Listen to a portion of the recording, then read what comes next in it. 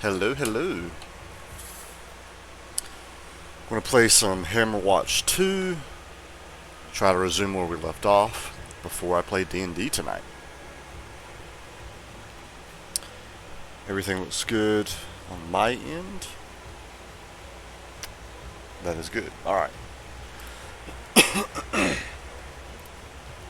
Okay. Single player load. My Ranger. Hope everyone has had a good weekend, and hope everyone has had a good start to their week.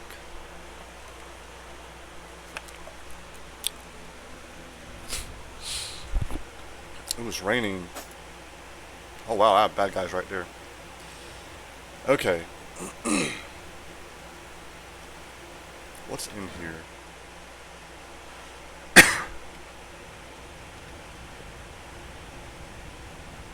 Yeah, I'll eat.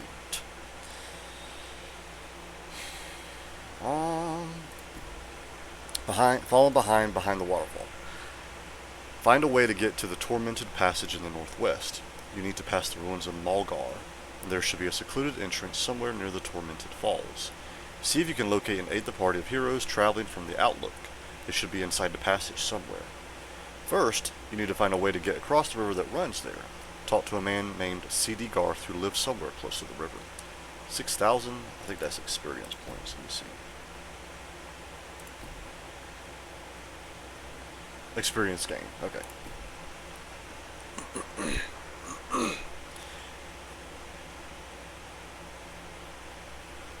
And I have them on here.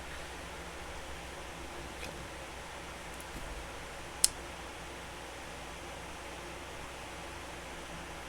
First, you need to find a way to get across the river. So talk to a man. Okay.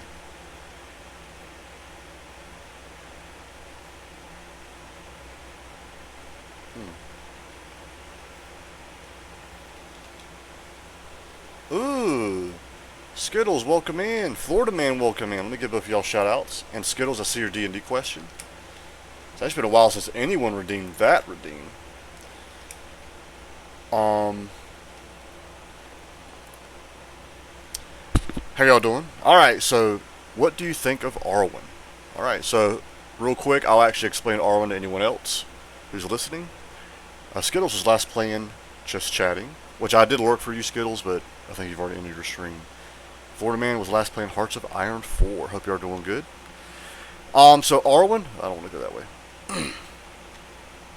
So Arwen is an elf, specifically an Eladrin, so a variant of an elf. Pretty much more like half elf, half fae. North Fallowfields. Sorry, let me check this real quick. So I'm somewhere up here. I'm assuming that's me probably. And her class is, I think as of right now, Bard. She used to be a rogue. She might reclass back into a rogue. We're not sure. She might stay as a Bard. I don't know. First I'll answer through Hugs' view. Hugs likes Arwen. But to be fair, Hugs likes everyone. Hugs is very easy to get along with. He doesn't judge. Honestly, if you're nice and if you're good, Hugs loves you. If you're mean and evil, I mean, as long as you're not super mean or super evil, Hugs will still like you, but like only because he likes everyone by default anyway. Okay. But Hugs likes Arwen a lot. Hugs recognizes that Arwen's not completely holy. In fact, Hugs realizes actually he is the only holy person in the group. Which is funny, he's the half-orc barbarian. So it's weird how that works. Now if you're asking me as a player, like Dullblend. Wait, what's this? Ooh.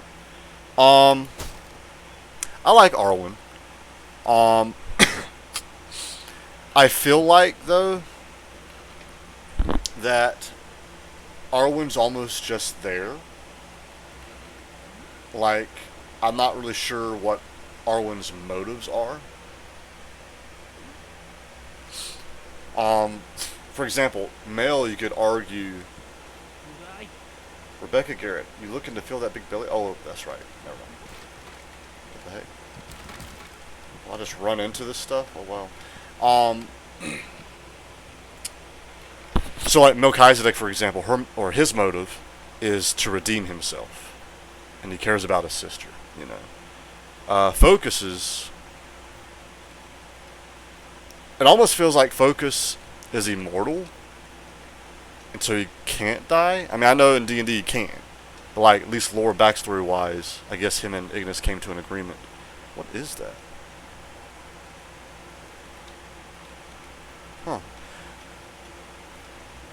That music right there makes me think of Skyrim. Have a bobcat in my neighborhood. Ooh, yeah, be careful, Florida man.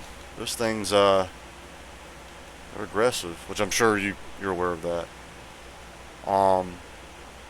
Yeah, I'm not sure what Arwen's motives are. Allie, welcome in. How are you doing? Oh, Allie, that reminds me. I think when I was explaining this game, or kind of telling you how I felt about it, how I was like, it's good, it's a good standalone game, but I don't know, it doesn't have the same feel as the other ones, and I prefer the other ones. For some reason, later on in that session, when I started actually reading up on like all this stuff, I started getting into this game. So, bow to the hammer. Hope you having a good evening. Great way to D&D prep. I appreciate it, Raj. Yeah, we are playing D&D later on the night. Hope Raj and Allie and Skittles and Florida Man, I hope y'all all have had a good weekend. I hope Monday is a good start into your week. It's from people destroying the woods and building houses. Yeah, that's true. Pretty much the bobcats are running out of areas to live. So, what does suck is right before D&D, I got a call about jury duty. I possibly have jury duty tomorrow, and I have to call within a certain window of time, and it starts right before D&D starts. So, but I'm glad we're starting D&D later. It's raining and thundering. Yeah, we have something possibly coming in, I think, in a few hours here, which makes sense if it's raining over there for you right now.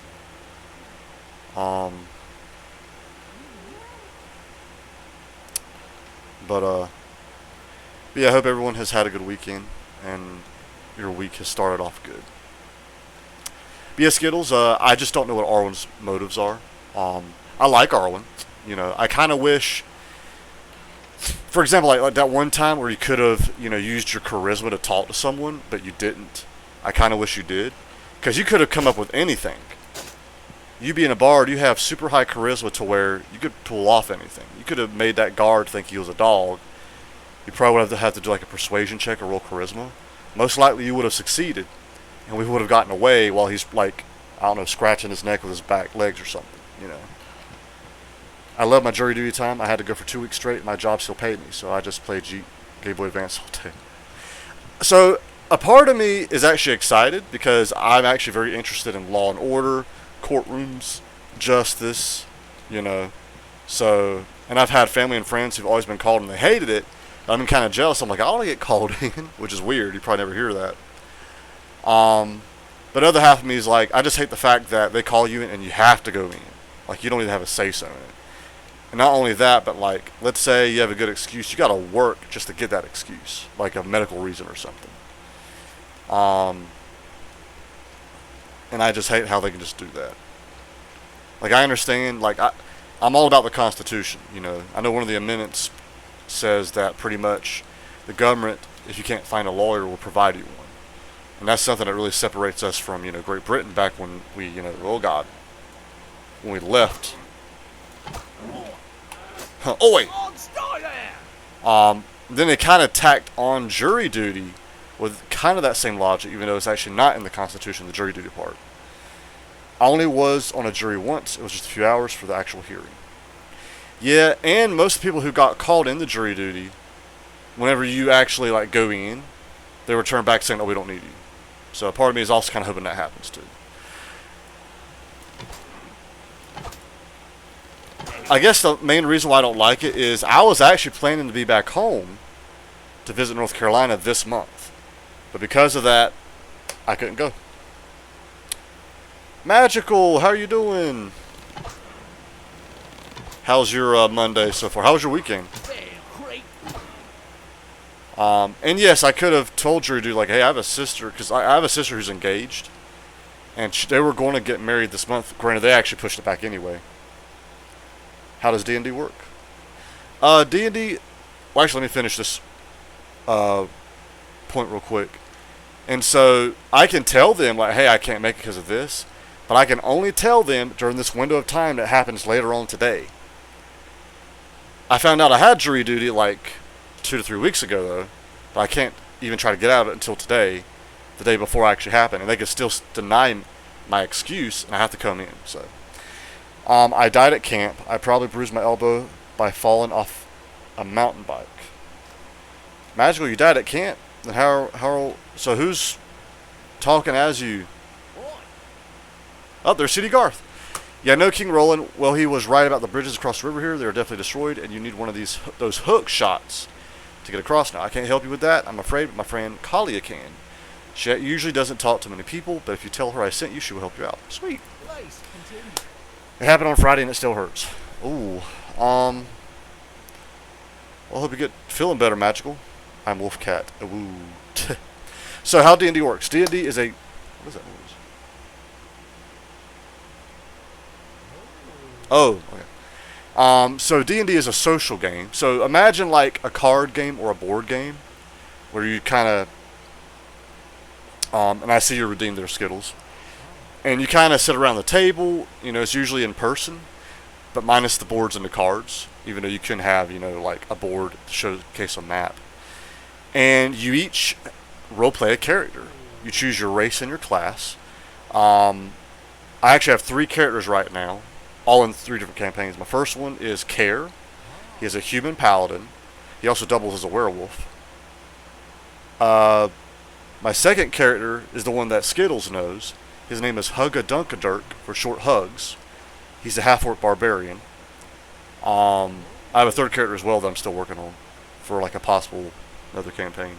But pretty much the DM, which is the dungeon master, sometimes online you'll see them called the GM, which I think stands for General Master, I think. I think this is on mute. Let me make sure. I don't like having my phone loud. Yeah, it's on mute. I don't want to disturb my stream. But yeah, pretty much y'all go into like combat, and that's where you take turns. There's also dialogue. If you go into town, you can talk to NPCs. There's also exploration, like you can go in a cave, and you can choose left or right, and then that dictates what happens, you know, stuff like that. It's fun. It's definitely a lot to learn, especially for your first time in the beginning. But as you play, you get to learn a little bit more. Skittles, how do you like our group? So I'm assuming you're asking, how do I like your group, or our group? I like our group. I do agree with most people about a certain character, but he did better than he normally does in the last session. I'm hoping he's gotten better, because at this point he's learned a little bit more. So, man, even the guy in the game's listening to me talk. He's interested in D&D. We bet money with people. Oh, we're just kidding. Oh yeah, I like our group though. I would say probably Mel is the other one I really like. Arwen I like. Focus. So if I had to rank it, and of course I can't throw Hugs in there. I can't throw Ignis in there because he's the DM. Mel's probably my favorite, then Arwen, then Focus, and then I'm gonna say Strider and Balthazar on the same level at the end. That's how I'd rank it. Is there anyone who doesn't like Hugs so far? Wow. Allie, to my understanding, no. I think Hugs, everyone likes Hugs. In fact, I'm willing to bet, other than their own character, Hugs is probably everyone's favorite. It's kind of like Care, actually, my other group. So I'm really happy that people like Hugs. I mean, I made him to be a likable character anyway. It's kind of like an RPG game. Well, Skittles, it is not kind of like, it is an RPG game, role-playing game. D&D is a role-playing tabletop. So it's a TTRPG, tabletop role-playing game. Of course, we play, since we're all not together in person, we play through Discord online, which is very doable, and we use D&D Beyond online. That's how we roll our dice, see what we can do, stuff like that. Table, people, cards, map, roleplay, class, storyline. So if I'm correct, it's a role-playing game completely filled by improvising. Or wasn't there something with dice? Yes, so dice, okay, so I'll give you an example. In fact, I'll give you, man, kind of feel bad I'm not playing the game, but this is a good conversation. So here we go. All right, I should have probably titled this D. That should be one of my tags, DnD. You know what? Let me change that. Oh, I gotta get out of this. Okay. I'll get rid of the Monday tag and I'll put DnD. There we go. All right. Now I bring in some people.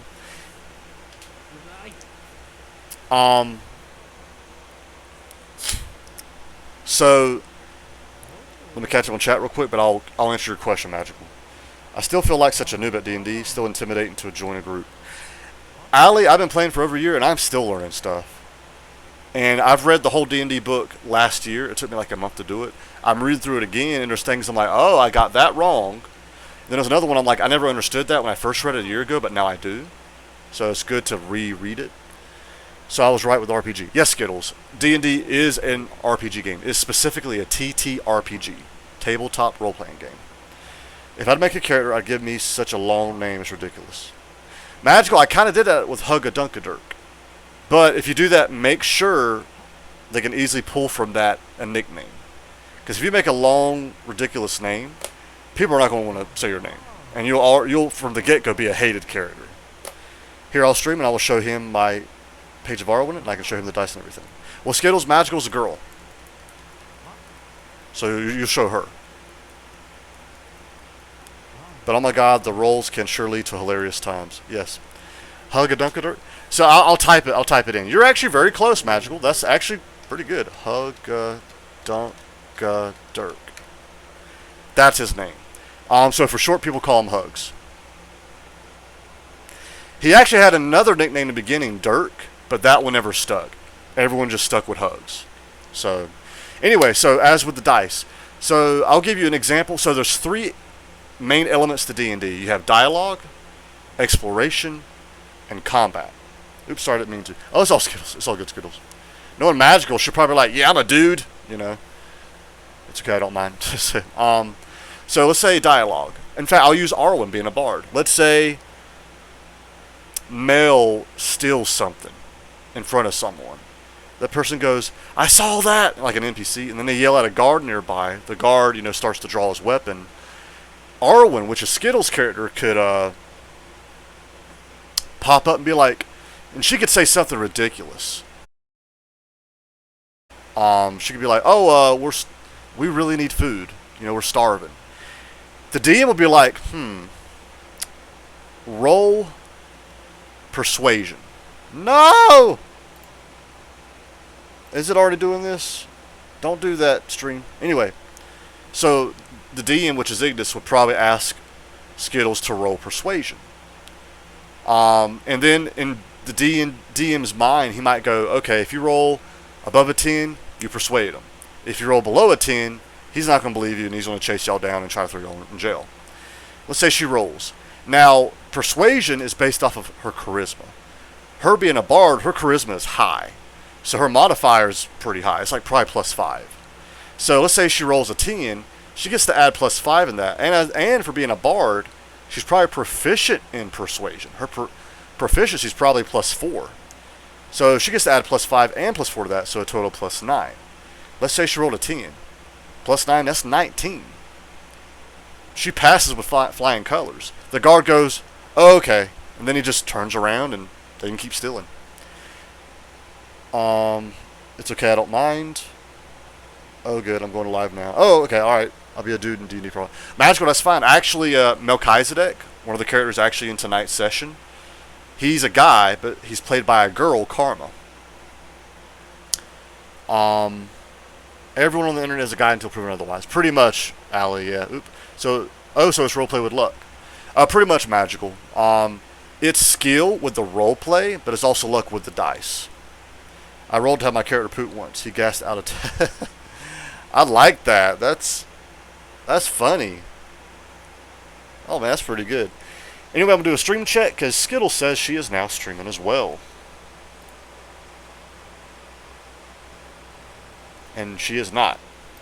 But knowing that she's about to stream, I'll still pull her up. Oh. Oh, she is streaming. Magical. Okay, I'm gonna give Skittles a shout out. If you want to learn more about D&D, specifically D&D Beyond, like dealing with the character sheet and all the roles, Skittles is actually streaming right now, and she actually has her D&D Beyond up. I'll give her a lurk.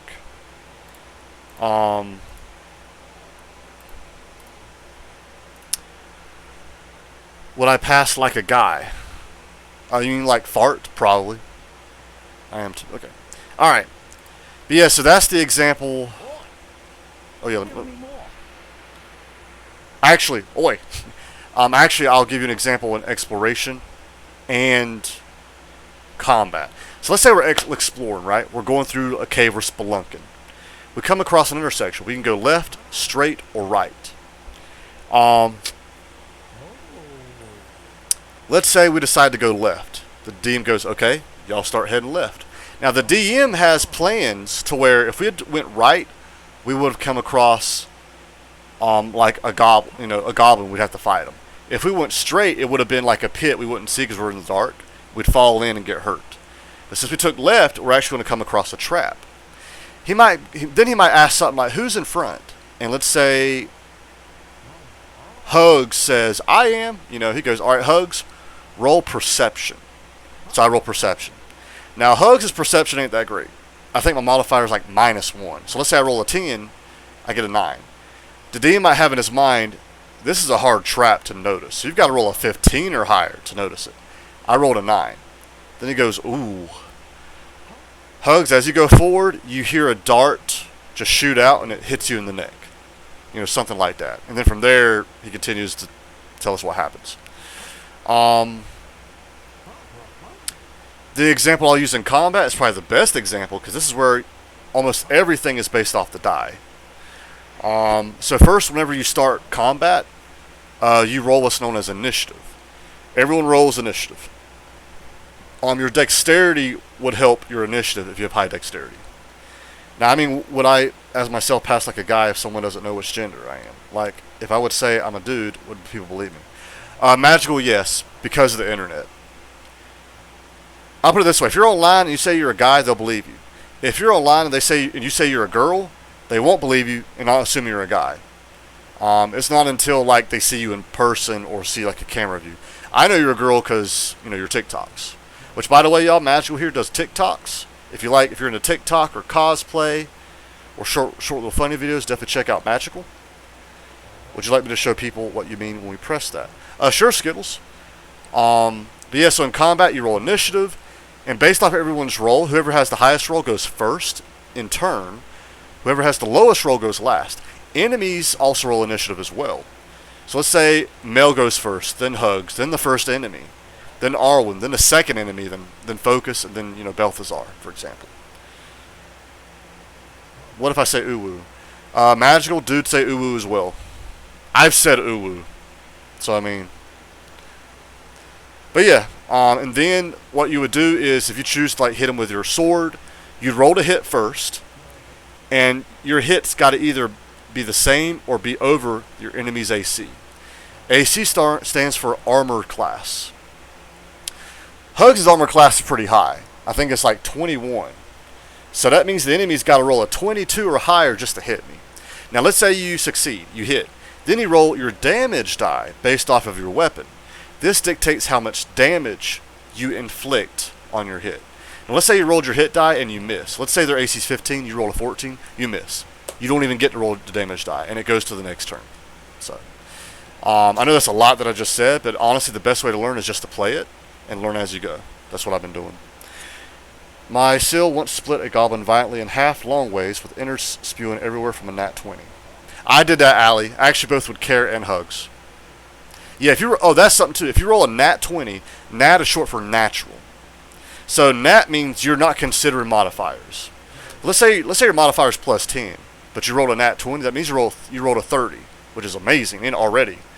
But it's a nat 20. Nat 20s give you special privileges and abilities. For example, a nat 20 is where the DM might not even have you roll for damage. He just says, what's your max damage? That's what you inflict. At the same time, you have nat 1s, which are bad. Nat 1s is where not only you miss, but you probably hurt yourself. Like you try to swing your sword, you kind of twist your ankle, and then your sword hits your own leg. Or you accidentally hit your teammate. And of course you do max damage. You know, stuff like that. So, alright, I'll read this. Lord Archibald finally destroyed all bridges across the river because people, and especially his soldiers, wandered into the maze and never came back. But this also meant that the way into the Aradara got cut off, as did the way to the Tormented Falls, which is where you want to go. The only way I can think of getting across there now is using a hook shot, that old band competition tool the youngsters used to toy around with. King Roland eventually outlawed it nationwide due to the fact that it caused so many accidental deaths. When I think of hook shot, I think of Legend of Zelda, specifically Link to the Past and Ocarina of Time.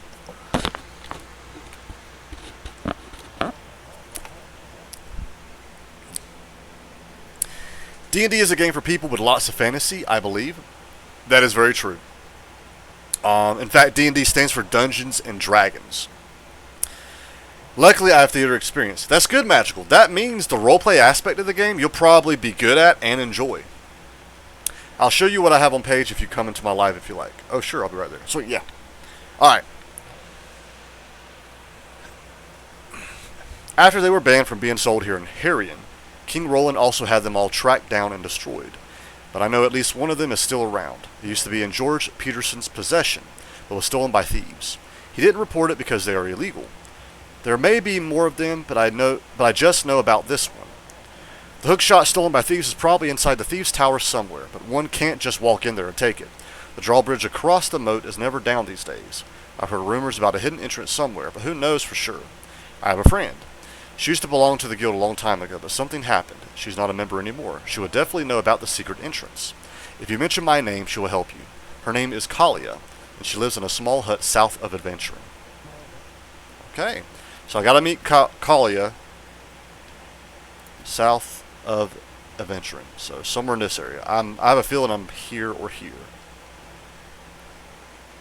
Or the apes you summon as a druid badly failed at trying to climb out a window and end up with a pile of 4 apes that failed their roles. Yeah, D&D, that's the bad thing. Sometimes what you want to happen doesn't happen. And then D&D also allows for just some humorous and hilarious moments. For example, Arwen, which is Skittles' character. So she used to be a rogue. She reclassed into a bard, and as you know, both rogues and bards have low strength. Strength is their dump stat. What that means is you don't put any ability in strength. Like, strength is usually like an 8, which sucks. But rogues don't need strength anyway. Rogues have high dexterity. Bards don't need strength. Bards have high charisma. Bards are the ones that can kind of talk their way in and out of situations. Rogues are the ones that they're just so agile and quick, and they can, hide that. Oh, don't want to go that way. I want to avoid enemies. That, they don't rely on strength anyway. That's why Skittles, I noticed that for both Rogue and Bard, you put some ability in strength, and you're kind of wasting that. As a Bard or a Rogue, if you throw points in strength, you're wasting those points. Now, it's your character. You can do that if you want to. But for both a Bard and a Rogue, yeah, strength is pointless. Rogues usually will do like a sneak attack. They rely on ranged weapons and like daggers to to do like a stealth kill. Bards will do spells to either buff their allies or simply talk. Ooh, I want to avoid those guys. How do I? No!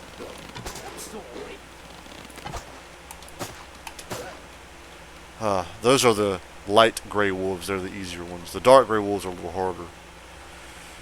I'm assuming.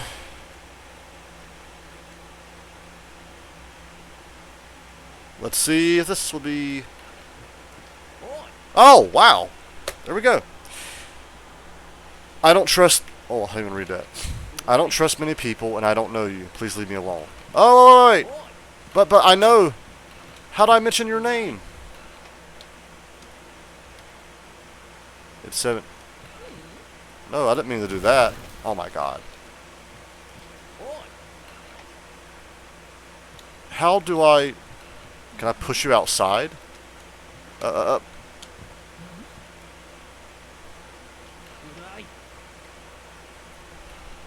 How do I, like... Okay, so there's something I gotta do, I guess.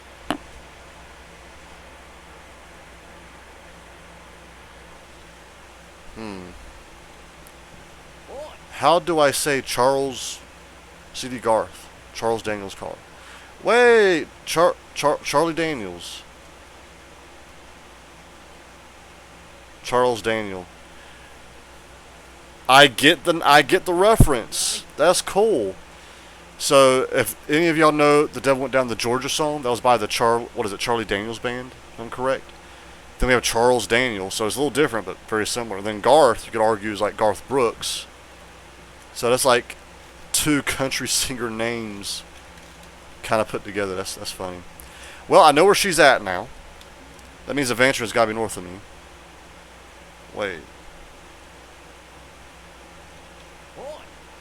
I can't see because of that. Formerly, if you have any wheat for me, I can grind it into flour. 10 bundles of wheat will give you 1 sack of flour. I will also require 50 gold per session, just so you know. Nah. Well, I know... Okay, I know where she's at. Make sure that's... Okay.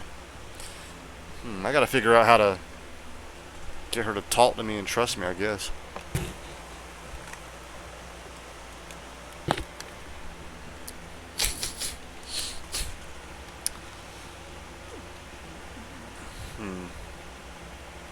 I guess maybe I go back to CD Garth and tell him she wouldn't even give me the option to even tell her your name. Maybe? I mean, I don't know.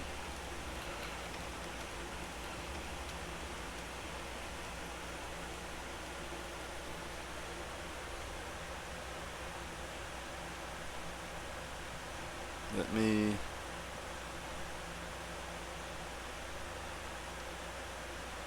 check some stuff. Okay. Sorry, I apologize. I hate checking my phone during stream, but I'm actually getting some important notification. Oh, no. Oh, is that him? Yep, because I think so. Yep. Oh, that I never... Oh, I never accepted... Wow, okay. Alright, I just had this... I'll be the hooker. Just so you know, when he says that, he's referencing the hook shot. So yeah.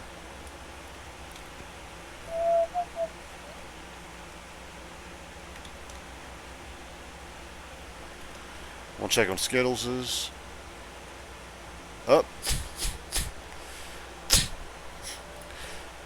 I will say this about Skittles. Which, check her out right now. She's streaming. She's actually explaining, like, the D&D Beyond things. That's really cool. She's finally getting into D&D, which is awesome.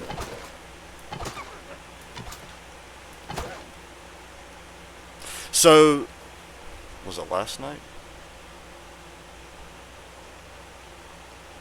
No, it was 2 nights ago. So 2 nights ago, we had a crossover session, which was really cool.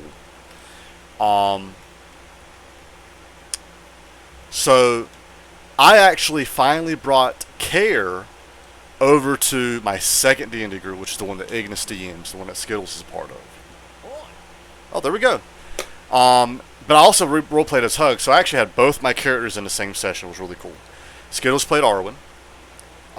Mel played a new character known as Sypha, an ASMR Artificer. Ignis played a new character known as Shiro, and a Vali Paladin. Like I said, I brought Care over. I finally had Care and Hugs meet. It was awesome. As a reminder, Care is a human paladin who's also a werewolf. Hugs is a half-orc barbarian. King played his fairly new character, Balthazar, which is, I think, a human rogue. Damien played a new character. I think it's called Vento. He's like an Air Genasi. I don't even know his class. Cool, I'll go work on Skittles. Also, or Alaska got second job in about 2 hours. Ooh, crossover episode. Yeah, and it was a blast. Oh, man. So, my second group finally got to meet Care, and I'm glad they liked him. That was good. So, I kind of showed, you know, some people, hey, here's how I roleplay a paladin. So, All right. But no, that was such an awesome episode. And then I told my first group about it, and they're actually okay with me bringing Hugs into their group. So that's the group where Rezarid is the DM. So Plague of Kitties plays Braca, a half-orc, blood hunter / rogue. Yes, Skittles. What is thy question? Wow. Caitlin plays. Oh, so for those of you who don't know, Caitlin did play a changeling bard. Her name was Jen. She died. She actually died yesterday. Not person in real life, but character in the game. So she's actually going to introduce a new character in the next session. We were fighting a lich, and the lich actually killed off her character. So we were not expecting that. Your character can die in D&D. So, and then we have Chris, who plays Rogar, a Dragonborn Druid. So, but they're okay with me bringing Hugs in for a session, but this will be several sessions down the road. Yes, Skittles, what is your question? So Garth can vouch for you? Well, I see. You don't look like any thief to me, so what are you then? Oh, I see. Well, then I will help you. I know the code to get into the Thieves' Tower secret entrance, and I will give it to you for free. Just make sure you take out as many thieves as you can on your way. And while you're in there, can I maybe ask for a small favor? Tell me more! Oh, he says, okay. Here we go. Ooh, interesting. I like. Dak Unmasked. Oh, Dak Barrington, I said right. Can strength into the minus that what? Magical cosplays at? Can strength into the minus. Skittles, I don't know what you're trying to say.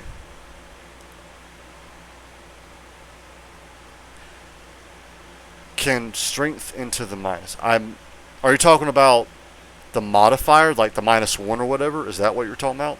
And if so, I don't know what you're asking necessarily. Yeah, that's the downside. You get so attached to a character, but then they die. They can die. Yeah. Now, to be fair, we weren't even aware of this until that session. But Caitlin actually wanted a new character anyway, so I guess her and Rez kind of orchestrated it. That one. Oh, well, I don't even. Well, Skittles, I don't know what Magical's asking. Can strength into the minus? Okay, let me help over your stream. Sorry, y'all. I'm gonna be quick.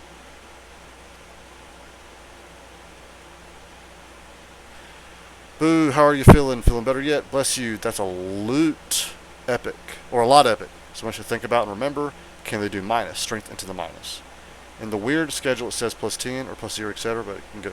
Oh, Magical's talking about modifiers. Okay. Skittles, if you want to bring Magical back over, I can explain it real quick. I do want to read this though. Dak Unmasked. I don't want to go into too many details here. The reason why I know the code and where the entrance is located is because I was once a part of that guild myself. This was before Blight came around with the Lord holding his pocket. The leader in there, Dak Barrington, set me up for a crime I did commit, but we were both part of that. We both stole that mask from George Peterson's mansion in the north. I had to spend a long time in prison for that, on that pesky island. Now, can you maybe also steal that mask for me? I'm not sure where it is, but I bet Dak keeps it close to himself somewhere. Objectives: find George Peterson's golden mask somewhere inside the Thieves' Tower, then give it to Kalia south of Adventuring. Use the code she gave you to enter via the secret entrance. That's the only way in there. I'll get a golden mask, a beautiful golden mask. I wonder who the owner is. There's a letter engraved, letter K. Who can that be? Kalia. 1,000 experience points. Magical. Okay, so you had a question about the modifiers. So on your character sheet, you have 6 big numbers because you have 6 abilities. You have your 3 physical ones. This will be strength, dexterity, constitution, and you have your 3 magical ones: intelligence, wisdom, and charisma. Some people call them physical versus magical. Some call them hard versus soft. So like strength, dexterity, constitution will be your hard skills or hard abilities. Your soft abilities will be intelligence, wisdom, and charisma. Based off your class, and your race can help a little bit, but based off your class dictates what abilities you should focus on. So Care being a paladin, his 2 big abilities is strength and charisma. Hugs being a barbarian, his 2 biggest abilities is strength and constitution. So what this means for a paladin is that he's very strong, but he's also very charismatic. Like go to like a town square and yell out, "I need help! I need people to help me!" And he tries to recruit people, and they'll come to his aid. A barbarian has strength and constitution is pretty high. So what that means is the barbarian is very strong, and a high constitution means he's very tough. So he can dish out some damage in a fight, but he can also take some damage too. Arwen is a bard. That's Skittles' character. Her two biggest ones should be charisma and dexterity. Charisma is the same thing with the paladin, where she's very social, charismatic. She can make anyone believe anything. Have you played War Thunder? Florida Man, I have not. But I know people who have. I've seen gameplay of it, and it looks really good. And to my understanding, I think it's free. So honestly, I don't know why I haven't played it, but no, I have not. Florida Man. But yeah, so a bard being charismatic, they're very social. And then dexterity is like how fast and agile you are. So bards are very quick on their feet. Okay. This gets more and more confusing. It's so much. It is magical, but it's one of those that you just got to go into it and play it, and you'll learn as you go. Because even if I explained everything to you, you'll either, one, forget what I said, or two, you'll remember what I said but not understand it. It's one of those things where you just got to go in and play. Because like I played starting over a year ago, understood very little, but like now, I'm not that I'm the best at it, but I'm a lot better than I was a year ago. Anyway, so your question was about modifiers. How about this? I'll be streaming. But after your stream, do you want to come over and voice chat with me, and you can explain it on my channel if you want to? Maybe Skittles. I do got a call to see about jury duty, and I'll probably do it after the stream. So I don't know, but maybe, probably neither. Well, that's fine, magical. That's why I'm saying the best way is just to start playing, and you'll learn as you go. And it's okay to mess up.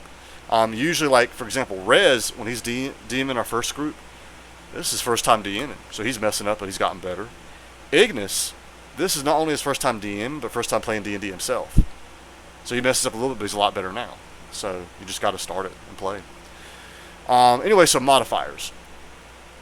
Modifiers is something you can add to your die roll as long as whatever you're rolling is affected by that ability.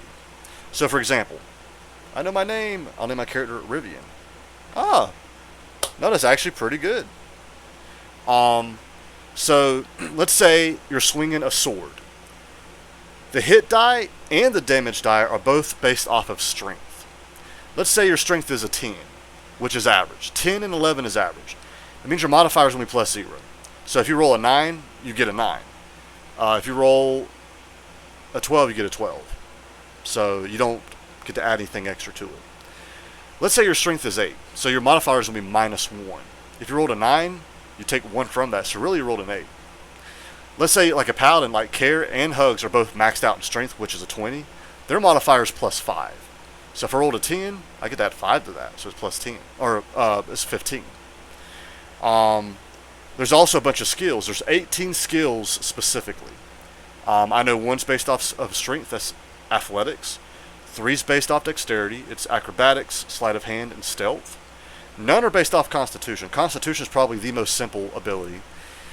Now, this is where I don't have known by heart, but the other 14 skills are all equally from intelligence, wisdom, and charisma. Now, how do you get to a modifier? So, pretty much you take whatever score your ability has, you take 10 from that. And then you divide that remaining number by 2. So for example, let's say you're maxed out. So the highest you can get is 20.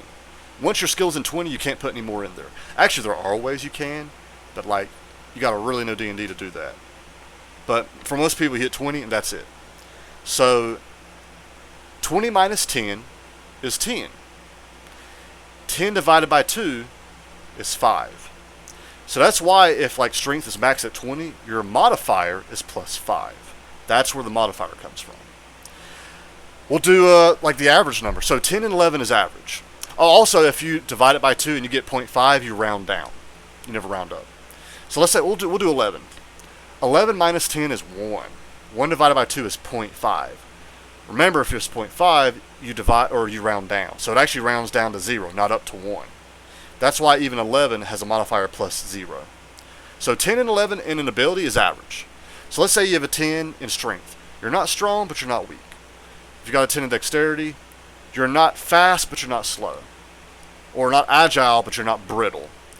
A 10 in Constitution, you're not tough, but you're not weak. A 10 in Intelligence, you're not smart, but you're not dumb. A 10 in Wisdom, you're not a professional, but you're not a noob. A 10 in Charisma, you're not, like, social, but you're not a loner, if that makes sense. I would say anything that's 12 and above is good, because that's where you start getting +1 modifiers. Once you get past 10 and 11, every 2 above that gives you a modifier of 1. I get confused too. Well, Skittles, I can tell you're actually getting more into it. You're learning, which is good. It's honestly, once you understand D&D, it is a blast. It is so much fun. It is so worth learning. I'm weak. Yes, Skittles, if I remember correctly, your character has a low strength score. But honestly, if you're a rogue or a bard, either way, it's actually pointless to have a lot of strength anyway. Because a rogue never uses their strength ability. A bard never uses their strength ability. Rogues have high dexterity. Bards have high charisma, so you use that instead. Swoosh sword, strength 10 equals 0. 8 equals -2. 8 is -1. Magical. So remember, 10 and 11 is +0. So what you do is every 2 after that is +1 modifier. Every 2 below that is -1 modifier. So if your ability score is 8 or 9, it's a -1 modifier. 18 skills. Oh god, skill sussy. Score ability. Take 10. 2, 20. Okay, yeah. 20 minus 10 is 10. 10 divided by 2 is 5. Correct. Math, I don't know. 11 equals... Exactly. Is there a 20 adorable? Is there a 20 adorable? What? I mean, don't get me wrong. 20 is adorable. Like, if I look at a score and it's 20, it isn't... I love looking at that. It's awesome. It means you're really good in that ability. Sometimes LOL. 8 equals -1. Yes. And now, here's how I get -1 from 8. 8 minus 10 is -2. -2 divided by 2 is -1. Thus, your modifier is -1. I want to be adorable. I want to be that cutest character. Some people do actually go out of the way to make a cute character. So, that is very doable in D&D, and people do. People do that. Alright. Okay. Set. So now I gotta go to Thieves' Tower. Oh, Lord Jesus. Oh, that's a big one. Oh, God. Ah! No, because I'll get... Oh! Alright, y'all, give me a minute. Woo! Okay, with this character, so this character is a ranger. Ranger is actually a class in D&D. Oh, my God. And I'm bleeding. Am I going to die? Don't die. So, rangers in D&D have high dexterity. So, we're fast. And also, if you use ranged weapons like a bow, that goes off of dexterity, not strength.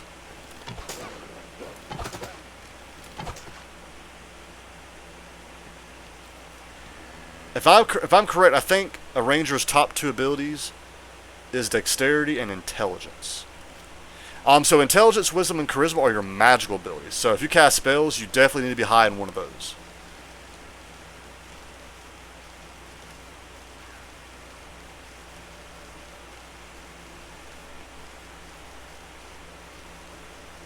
Wheat. 8 minus 10 equals -2. -2 divided by 2 equals -1. Correct. Why so much math? Because they want to make sure your class affects your dialogue, your exploration, and your combat. And they want it to make sense. For example, a barbarian should be very strong. And so they kind of add to that. While a bard should be weak. Same thing as a rogue, should be weak. A rogue is weak, but they also have ranged weapons anyway, so rogues never get close to their enemy, unless they're doing a stealth kill, or like a sneak attack. So like, if you're playing a rogue, you do a sneak attack, as soon as you're done, unless you kill them, if you don't kill them, then you want to back away. Because rogues, if they get hit, they take a lot of damage. Alright. I gotta find the Thieves' Tower. I'm assuming this is it. Here we go.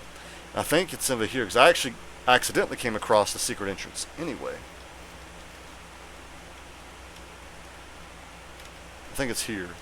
Yep. Embezzler Jack. Yeah, that's the right code. I will unlock the hatch from below for you. Thanks. And we're getting in. Embezzler-jack. You don't look like no bandit, burglar, criminal, crook, mugger, robber, swindler, shoplifter, kleptomaniac, or otherwise dubious fella. But you had the right code, so I suppose I will let that pass. Sure, we'll click details. I've been standing here for a great while now, and I need to eat. Usually someone comes down from the tower to bring me food, but no one has come yet. It's very annoying. Perhaps you can get me something too. I will reward you with something I got a while back. I can't even use it anyway. Ooh. Wayfarer's Casserole. Plus 10% movement speed and minus 50% stamina cost for 5 minutes. Now see, for a ranger or a rogue, this is really good. Now for a barbarian or paladin, this wouldn't help them. They're not really fast anyway. Didn't know role-playing needs so much calculating. Yeah, magical. Well, that's the good thing about D&D Beyond. D&D Beyond does a lot of that for you automatically. Like, you don't even have to remember it or manually do it. Some things you still have to manually do yet. I have a Storm Cleric in the wings for possible future use. Ooh, a Storm Cleric. Now, clerics are really good. Clerics are actually the class that a lot of people don't want to play, but everyone wants in their party because they heal. Clerics are pretty much, you could argue, they're like the medics or the doctors of the group. However, clerics do require some roleplay because they're very holy. They, it's like the paladin. They have to follow a deity. They don't have their cleric powers. So.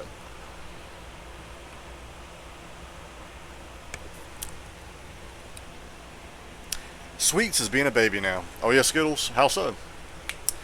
The actual roleplay part is my weakness. Ooh. So, Allie, when you say weakness, it could go either way. Are you saying that you suck at role-playing, or you love it so much, and especially if someone else role-plays really well, you're like, it's my weakness. So I don't know which. I'm assuming it's the first one, but it could be the second one. I don't know if I got the right website. Here is the name of the website, but that's not the actual URL. You know what? I'll put the URL in. Here we go. For you. A magical. There we go. Oh my god, that was a long... You click that and it takes you to D&D Beyond. Yep. Oh, I second. Okay. I did the right one. Sweet. Alright. Jack the meal. Oh, what food did he want?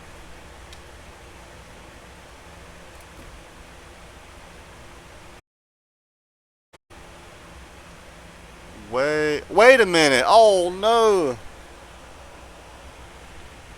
That's what I gotta give him. That's dirt. That's the reward. There goes my stream. Stream, why you do this? Why you no work? Fact. I'm gonna do something.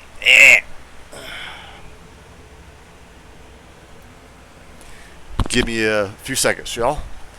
I do have the right one. Let's go. Make a link. Here we go. Making Rivian the most beloved character ever.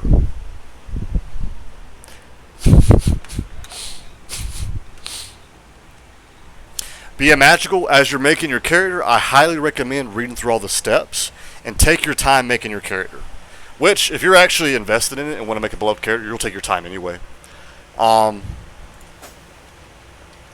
Anyway, I didn't realize this. But this is what I gotta give him. That's the reward. If I had known that, I wouldn't have accepted it. I don't want dirt.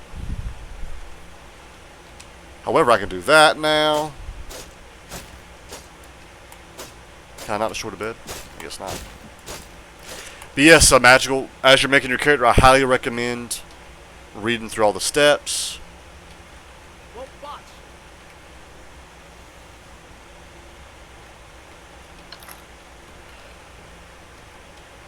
Brenda, is this the way to the Thieves' Tower? Yeah, what else would it be? I've never seen you before. Are you here to bet on the fights in the arena? Well, good luck. I'm sure your side won't win, and if I ever see you again, it'll be too soon. Oh, I can't. Oh, I can go this way. I need a key. I can light that up. The portraits are crazy. Yeah, and that's the thing, too. You can also make your own portrait, too. You don't even have to go off of what they, can give you. The Thieves' Tower, the arena.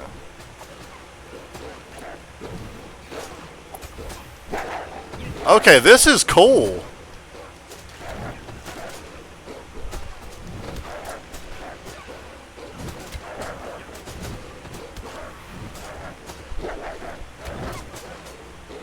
Do any of them die? That's my question. Or do they just fight like this forever? I'm seeing 3 wolves. Up! Yep. What? Yeah, they do die. Wait. Oh! The wolves keep coming, and they don't stop coming. Yeah, I'm aware the singer from Smash Mouth died recently. Okay. So the wolves keep on coming. Oh! Okay, I like that. That is actually really cool. Jason, I put my life savings into these arena fights. Exciting, ain't I? Tuh.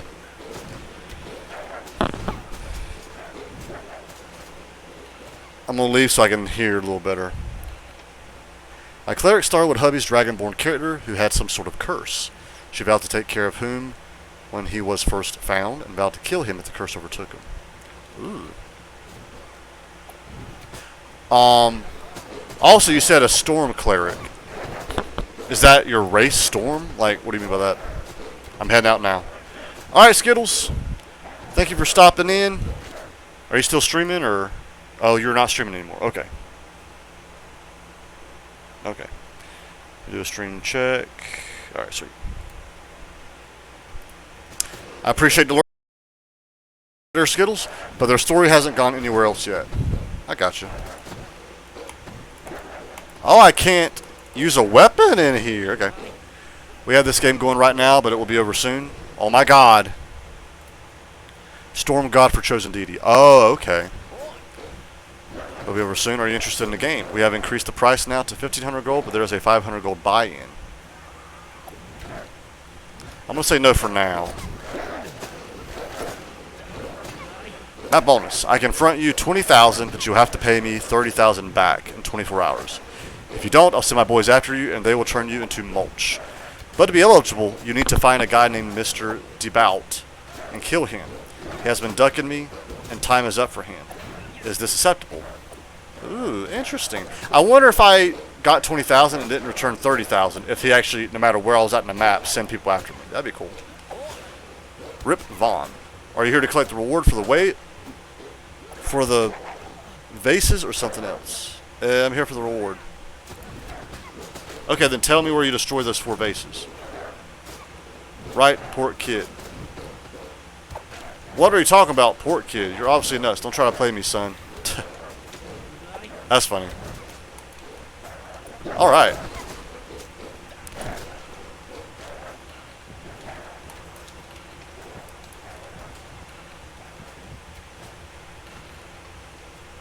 Yeah, that's pretty cool.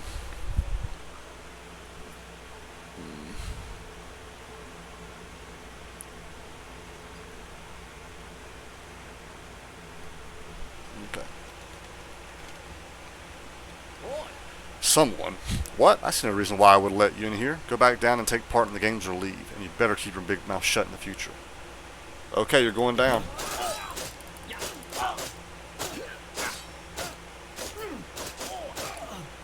Well, I was definitely stronger than him. That's cool.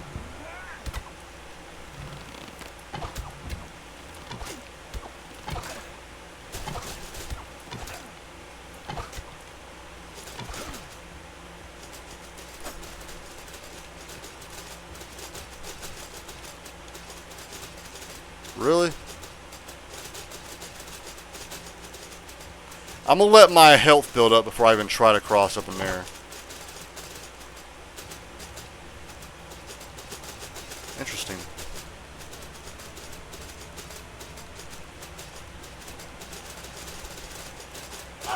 Oh my god.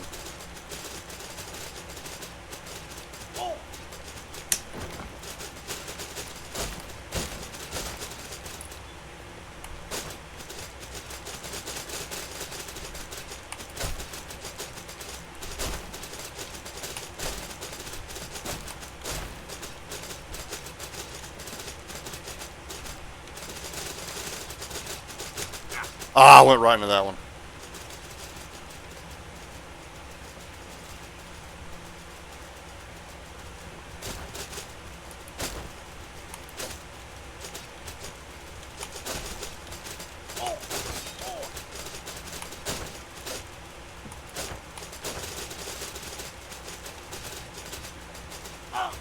Oh, no, no, no, no. Oh! What? Darn.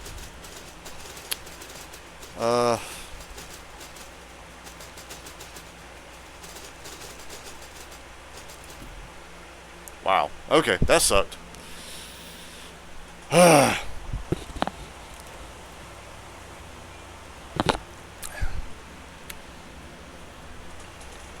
I do like the... Oh no, Skittles is lurking. Skittles, if you're still in here, I'll go ahead and say it. I think you would like this game simply because of, oh my goodness gracious.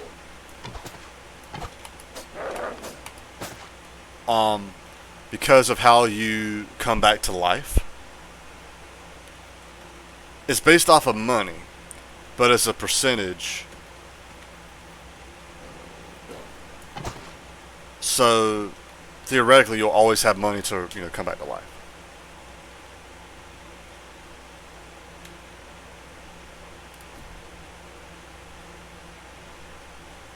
Oh, Thieves Tower's up here, I believe. Yep, there we go. Okay.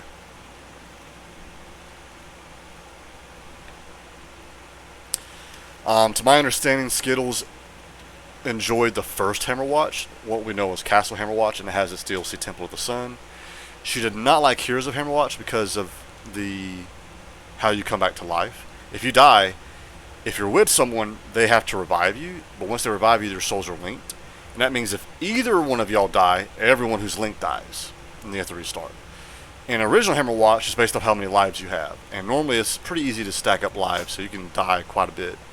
And this game is based off of gold you have, so I feel like it's a good mix. Honestly, now knowing you're just giving me dirt, I don't want to give you food.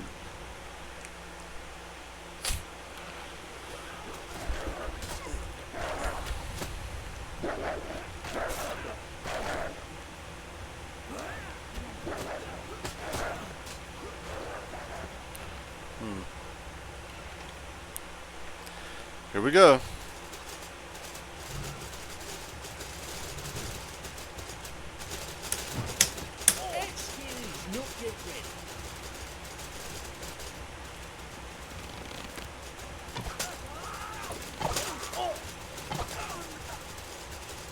Okay.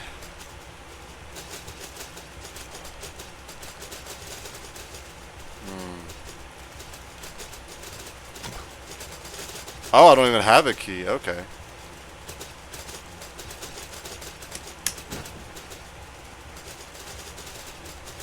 Do these go down any? It doesn't look like it. Okay. Oh my god. Yes! Yes! Ah, that was smart. Ooh. Oh, that was... Oh, I can hit the button. I like it. Oh. Ooh, got some gold.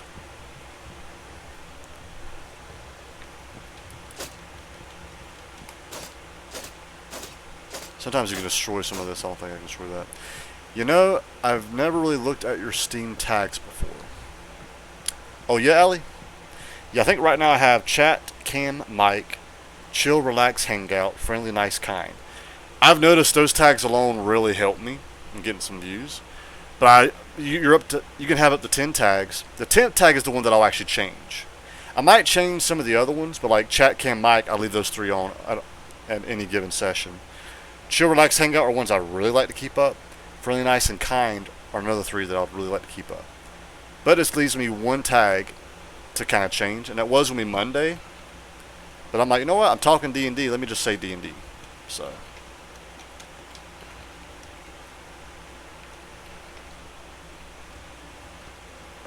Oh my god. Oh! Can I destroy it? I can! That's an interesting trap.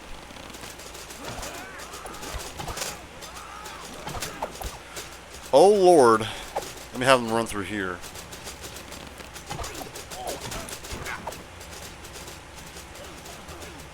Yes. Oh!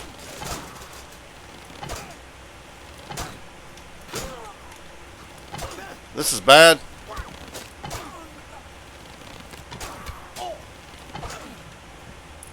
Did I get him? I feel like tags don't help finding streams, but it helps knowing what a stream is about. Raj, I mean, yeah. I do know once I added friendly, nice, and kind, I started getting more like new people in. I have noticed that. Chat, Kim, and Mike. I mean, not to be. No, I probably shouldn't say that. I'm on Twitch. Actually, I'll say it in a friendly way. Chat, Kim, and Mike, I feel like is good for female streamers. Can Rivian be a girl's name? I mean, Rivian. Yeah, I'd say so. I feel like it can go either way. Oh God. Like you could argue River will be like the male version of the name. But Rivian could be a male name too, but I could definitely see it being a female name. Anything can be anything, but when I hear Rivian, I think girl first. Yeah. It's almost like Rivian is the girl version and River is the guy version, but I also can think Rivian be a guy's name too. I believe Raj here, you played D&D before too, right? Have any cool D&D stuff for us? Oh, yeah, that's right, I can talk to that. But no, I definitely agree with you about tags kind of showing you what a stream's about, because I definitely look at that. Like, whenever I'm looking at someone to see, should I rate this person, I'm looking at their tags.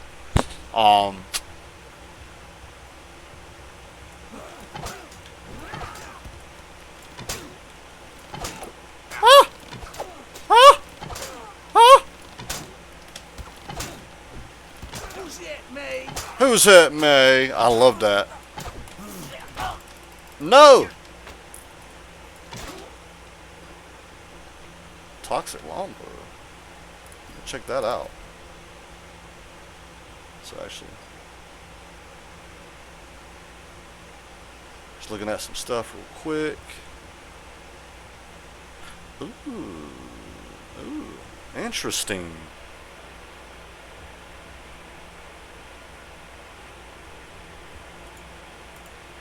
I will equip that. See, I know River females. Oh, wow.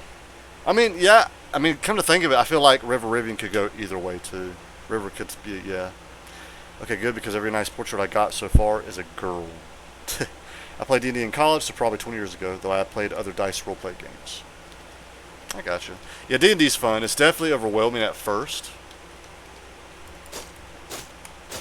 Oh, that's what that was. I was like, what is that? But it's a blast. I enjoy it. I've only started over a year ago, but I've been playing it for that long, and I know a little bit more about it now.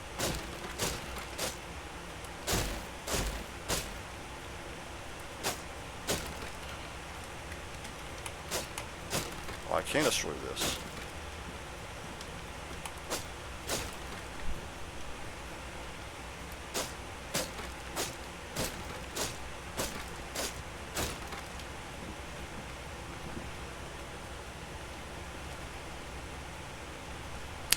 I remember D&D 3.5, and my understanding is many still play 3.5. That's how good it was. Yeah, I've heard 3.5 was the best one yet. Oh, that's the one that everyone would go back to. Because I've heard you had the original Dungeons & Dragons, and then the next edition I think was called Advanced Dungeons & Dragons. And the next one I think was like Advanced Dungeons & Dragons 2. And then the next one was, they got rid of the advanced word, and I think it was Dungeons & Dragons 3rd edition. And then I've heard the 3rd edition had like the most, you could argue, like DLCs with it, if that makes sense. So they kind of made another version of 3, thus 3.5. Then you had 4th edition, which I've heard a lot of people did not like. And then you have 5th edition, which is where we're at now. And actually you have D&D 1 coming out. But it sounds like D&D 1 is more like how 3.5 is to 3, D&D 1 is to 5. That's what it sounds like. Like it's just an addition to 5, not like D&D 6. What do I do with the sources? What do you mean sources magical? What do you mean by that? What do I do with the sources?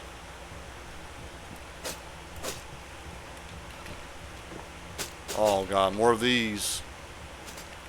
I'm gonna skip that. I'm gonna go this way.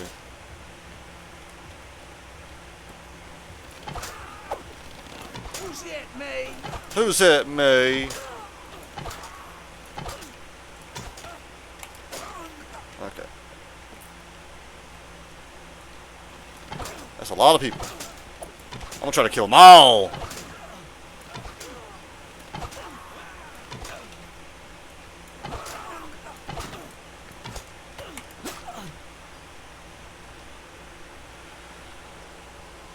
I remember when they released 3 and 3.5, they were major events. Yeah. Character preferences, allow or restrict sources of use. Oh. So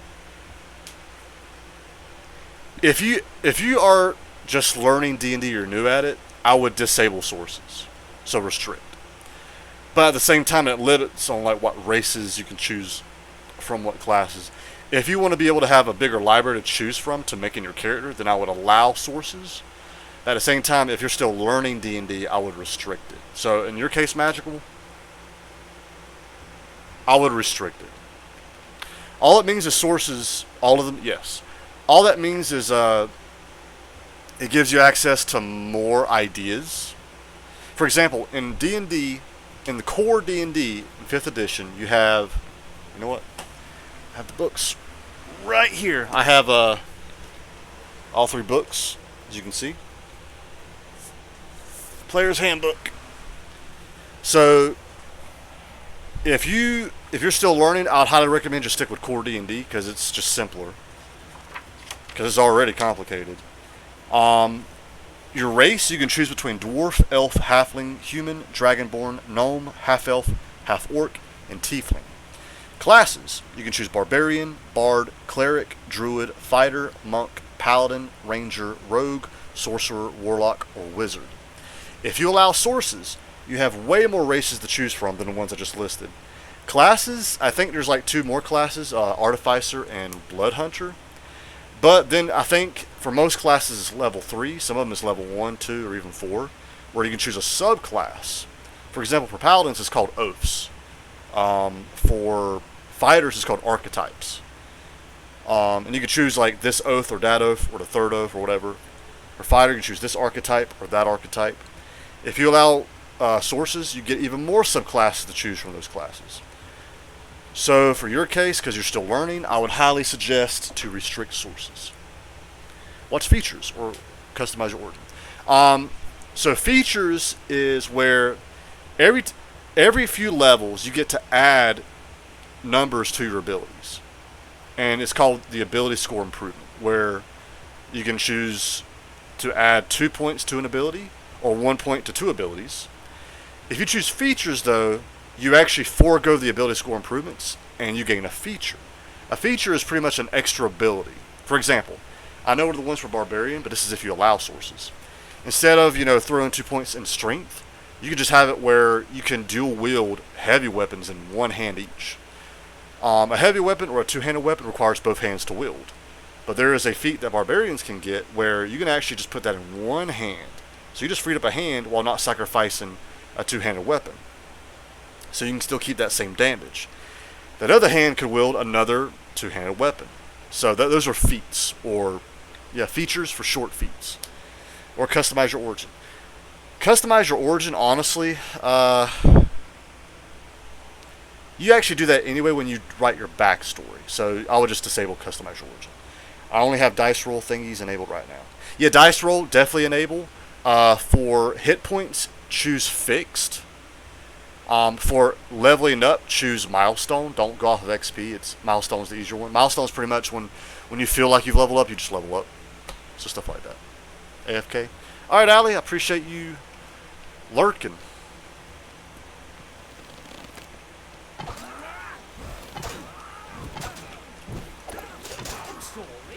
I'm trying to hit more than one with one attack like that.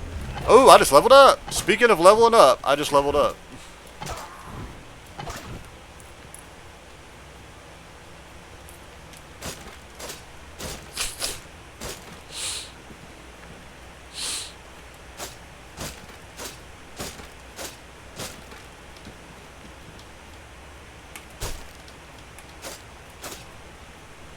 Oh yeah, if I wanted to like, yeah. Feats and multi-class requirements. So honestly, I would, to keep it more simple, I would disable feats and multi-class requirements. Instead of feats, you'll just do the ability score improvement. It's just easier to understand. Multi-class requirements.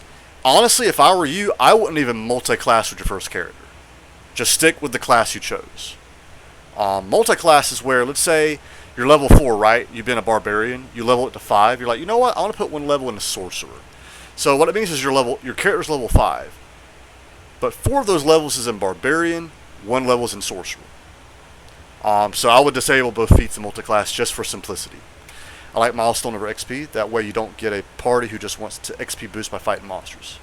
That's true, Raj. I like XP honestly because like in our D&D, like so my first group, we've been doing XP, but honestly, we kind of just forgo that. Like we still have it set to XP, but we actually are doing milestone. Like we just leveled up because he's like, you know what, level up, like that. So and then in my second group, we are doing milestone, and we just level up whenever he feels like it. It's just if you do XP and you're actually trying to keep track of the XP, it gets complicated. Milestone is just way easier.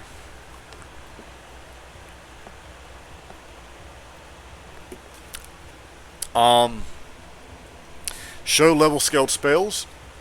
That one I actually would leave enabled. Because I feel like if you disable that, it actually makes it more complicated. Because like, you'll see like, oh, I got a spell slot. Oh, I got a spell. But then you can't use it. It's like, why not?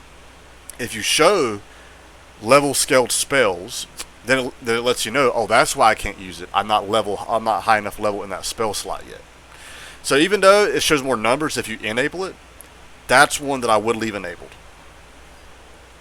Because, like I said, if you can't cast a spell for some reason, and you have this disabled, enabled would explain why you can't cast it.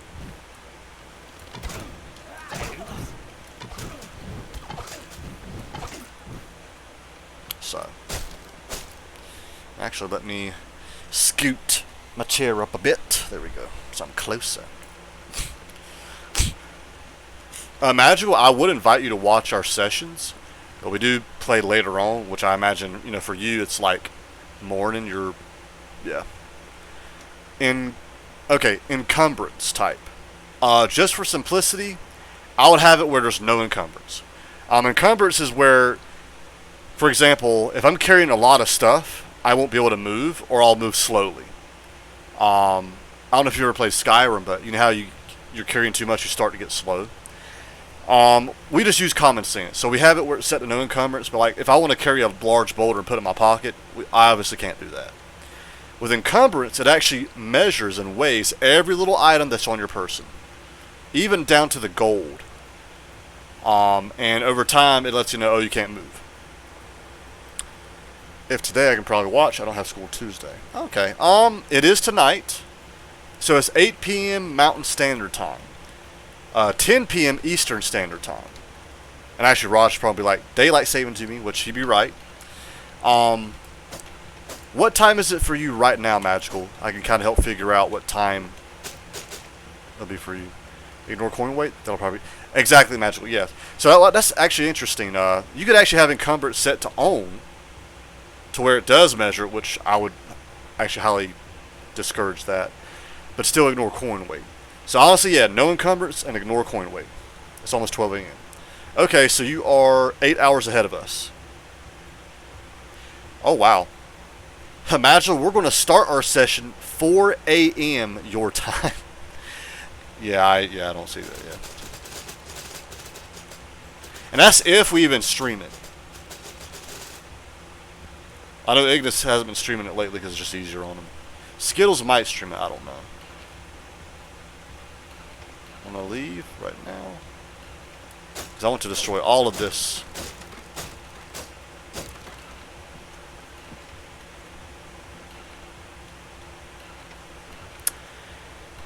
Oh crap, I can set an alarm. Well, Magical ask Skittles if she's going to stream it. If so, then you can actually watch us. If she's not, then I wouldn't set your alarm because you won't be able to watch it. None of us will be streaming it anyway because I don't stream it. And Ignis doesn't stream it anymore.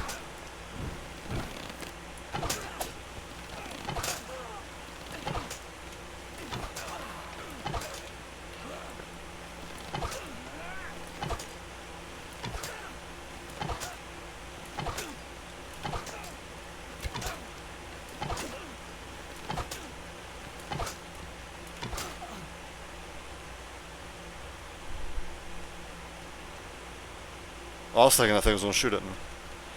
I was waiting for it. Mod display. Yes, definitely display your mod. Mod is short for modifier. That's actually one of the things I was explaining earlier.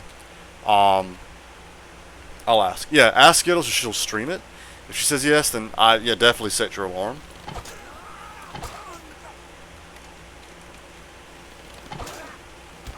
Ah!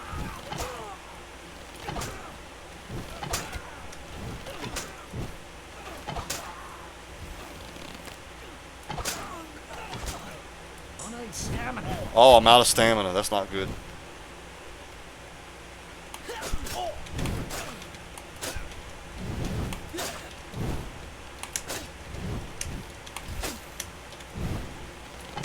There we go. Wow. I'll ask mod top or scores top. That can go either way. I'm not sure how I have mine set. That one doesn't really matter. Because either way, you'll know that the plus or minus number is not your actual score. But some people are like, the plus and minus number is actually what's important. So, it doesn't matter. All that matters is that you have your modifier shown, which I think it automatically does anyway. So it doesn't matter which one's top or bottom. Yeah. So, either way works. Or choose an option. Choose an option about what? About modifiers? Oh, whoa.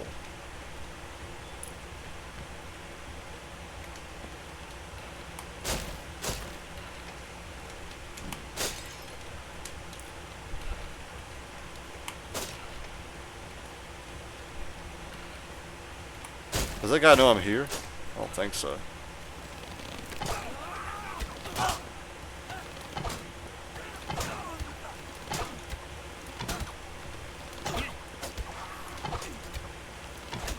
I love this poison bow because like I'm still doing damage to him even after I hit him. I love it. Okay, I finished the home page now. Nice. You have I think like 5 to 6 more pages, but it actually gets more interesting as you go. So it ain't like, oh god, I just started. You got kind of like the boring part out of the way. So, ooh, that guy's fast and big. I don't like that.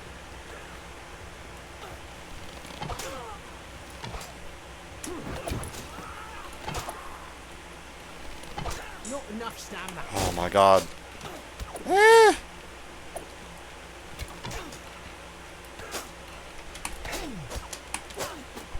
Oh, stay there!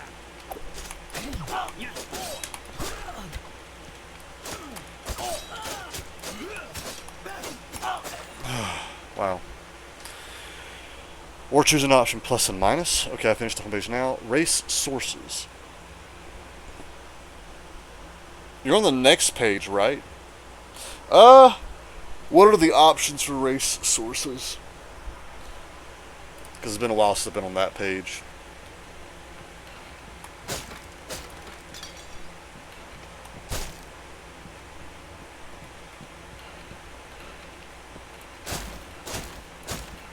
I don't want them to see me.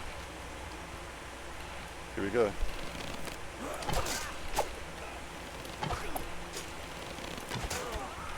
Ooh. There's so many enemies in this. That silly goose tried to trap me.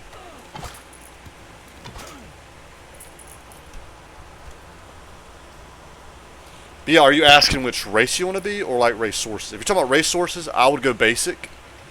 Don't add anything extra, because for simplicity. Ooh, can I fight him from here?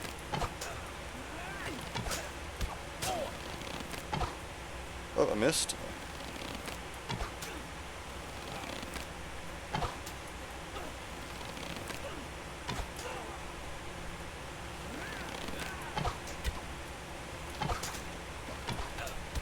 no stamina. I'm surprised that one hit all three. That one hit. Basic rules, Dungeon Master's Guide, Elemental Evil Players, Companion Players. Basic rules. Wait, is Basic Rules and Player's Handbook two different options? Because I'd argue Player's Handbook is Basic Rules. That's not a lot to choose from, LOLs. If you have it set to Basic Rules, what races show up for that one?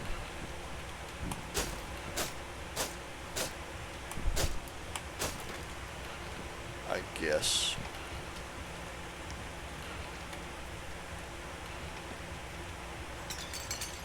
I love how I just run through them. Oh.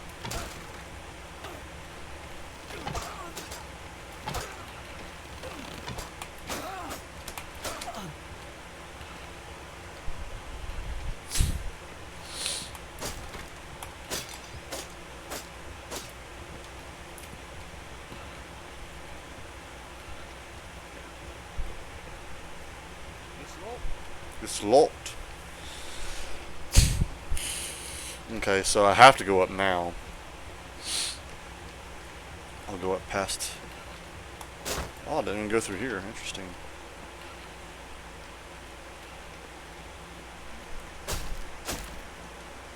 That's interesting. Huh. Basic is Dragonborn, Dwarf, Elf, half Orc, Halfling, Human, Rock Gnome, Tiefling. Where do the... Okay. Let me compare.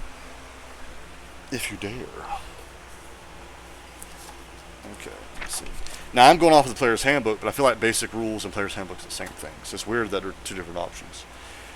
Dragonborn, yep. Dwarf, Elf, Half Elf. Half Elf. Elf, Half Elf, Half Orc. Okay. Halfling, Human, Rock Gnome.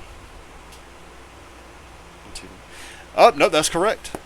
So Magical, what is Player's Handbook then? What races shows up for Player's Handbook? Because I feel like it should be the same thing. And it's weird they said Rock Gnome, because it should just be Gnome.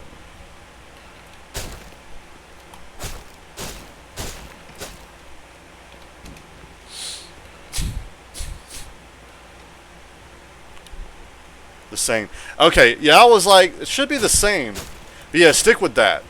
Now, if you're like, I don't like those options, I want more, then choose all of them. I think that'll just give you more options to choose from. Won't botch. It won't botch.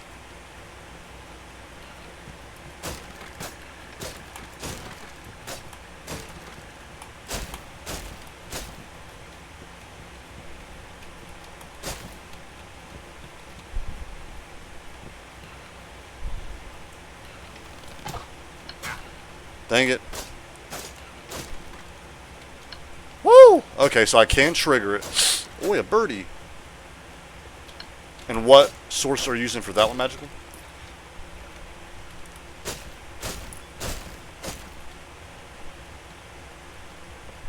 Oh, no, I remember this, yeah.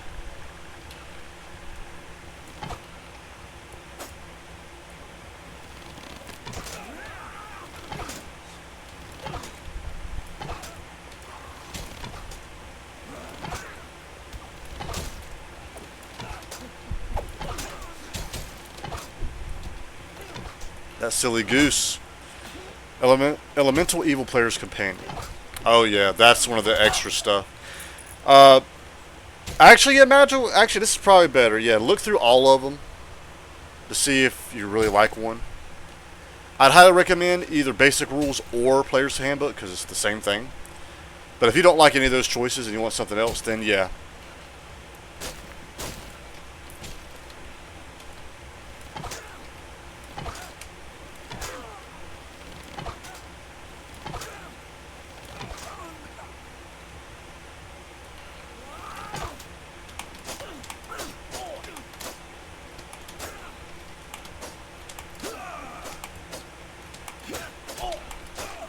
I got him.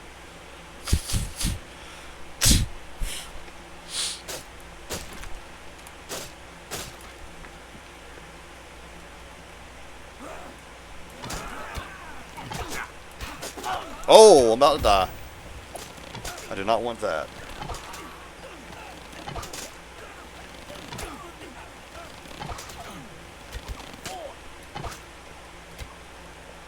Okay, he's running away because he knows he's about... Oh, he evaded. Not that one, though. I want to make sure I don't die. I mean, I have health items I could use, but I'm just too lazy to pull them out and use them. Okay.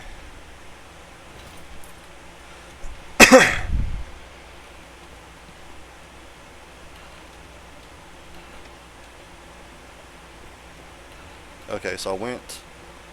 Man, that's going to be so much that I don't want to go through. Don't have that. It's locked. Oh, Lord Jesus! Oh, my goodness. I feel like I'm getting to the hard part.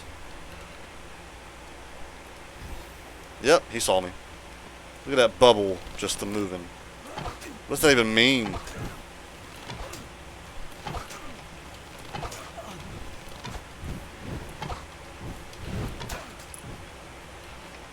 Okay. Yeah, I need to heal. An ad is playing.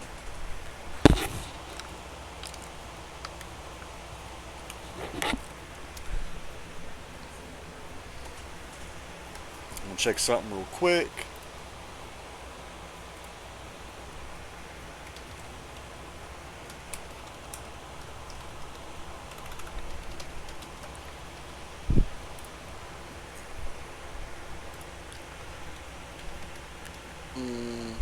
Okay.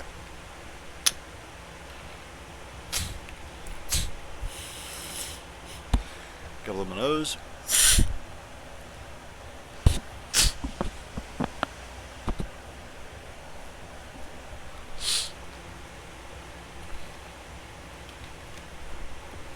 A lot of enemies there. I'm gonna wait for that. What batch? Actually, okay, I know. I'm gonna go down.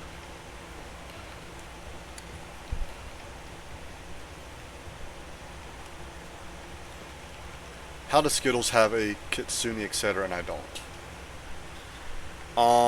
When you say Kitsune, is that the weapon?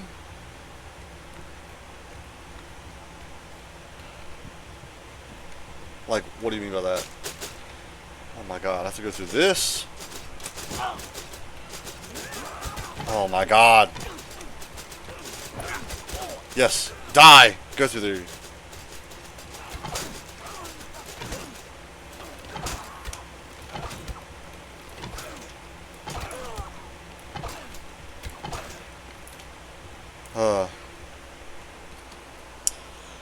I like people with animal ears, or race, I believe. Now, okay, there is some things that you'll see in our group because our DM Ignis actually is subscribed to D&D Beyond, and he has allowed homebrew. So some of the stuff is stuff that he's created himself. So that's stuff that you won't see on D&D Beyond unless you are playing in our group underneath him, and he's enabled. I think it's called homebrew sharing. So that's stuff that you just only our group has access to. So I'm assuming that's a race that he made. Oh, can't do that yet. I thought y'all were all gone.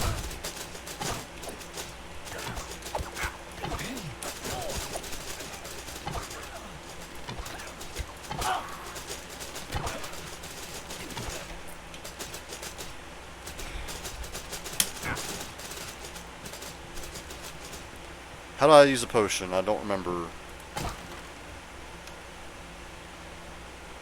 Oh, I get to level up. I forgot about that.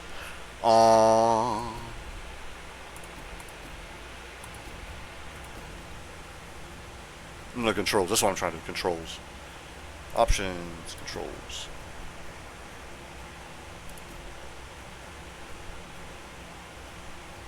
Oh, okay. There we go. Because I can refill here. Yeah, imagine you gotta like pay for it and make it yourself if you want to do something like that. But you like people with animal ears. I'm trying to think for animal ears out of the basic races. Well, I mean, you could say elf. Half elf, half orc, tiefling. Oh no, tiefling is more with a tail and horns.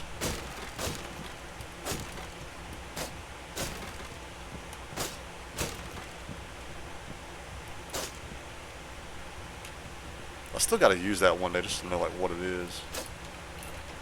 Can I destroy these? Maybe not. Yeah, I guess not. Oh, I need a key just to go in there.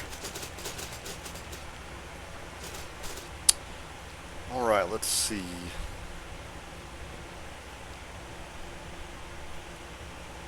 Man, there's a lot of keys you need to get in here. Okay, I went through that.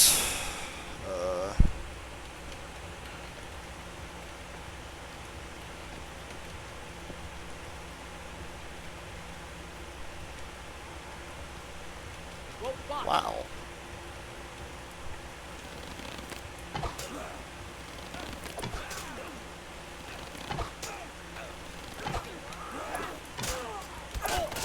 Oh, yeah, no. Ah!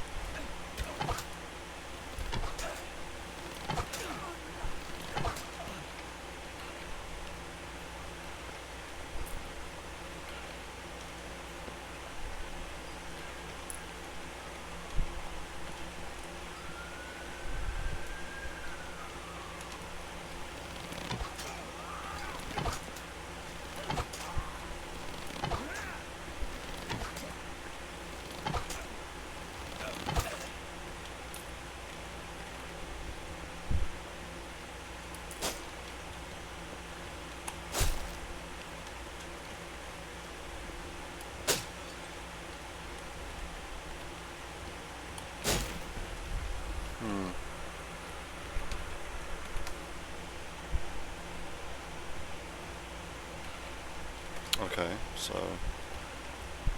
And yeah, I can't open that. Can I, like, knock on it and get them to come out?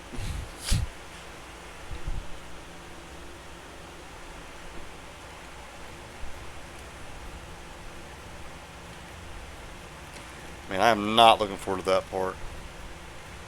I think I'd like a Genasi. I'm not sure how to pronounce that. I don't know if it's Genasi or Genasi or Genasi or Genasi.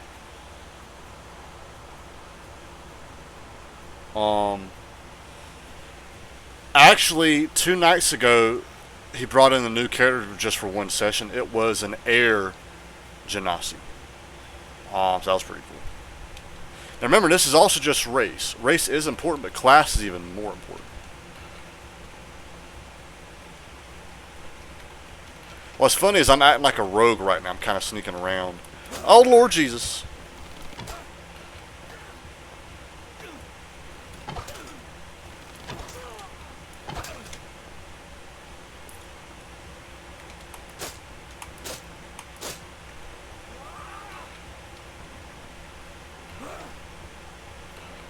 I thought I heard.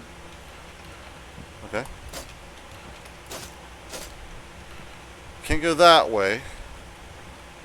That requires a key.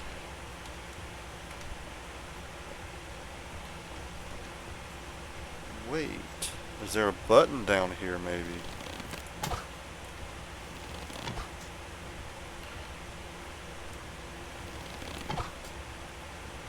No, it's still...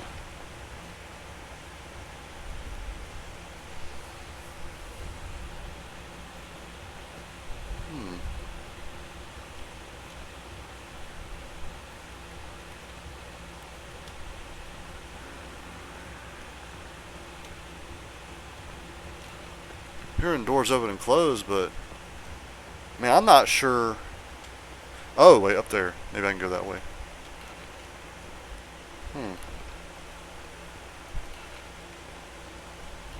Yeah, like I said, race is a little important. Race is more roleplay than stats. Class is more stats than roleplay, but both are stats and roleplay. Okay, I was about to say, where am I supposed to go? But now I've... Ooh. Book of Knowledge, I like. And, oh, we got more people.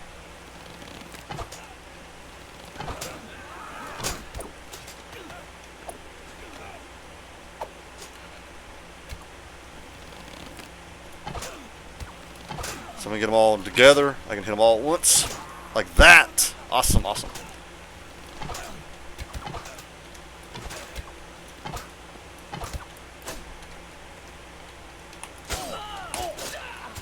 Oh, he has a sword too. Okay, one of them left this way. I remember that.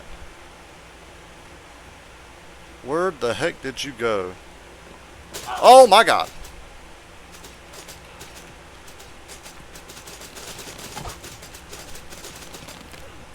I'll let you die. Alright. Okay.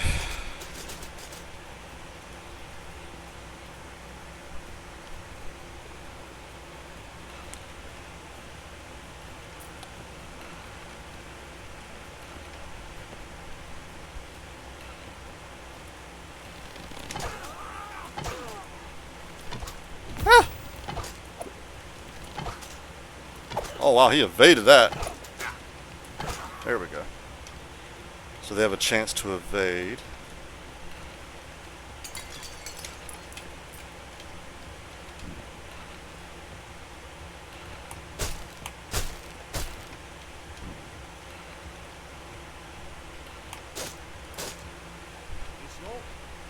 Ooh, there's a button somewhere.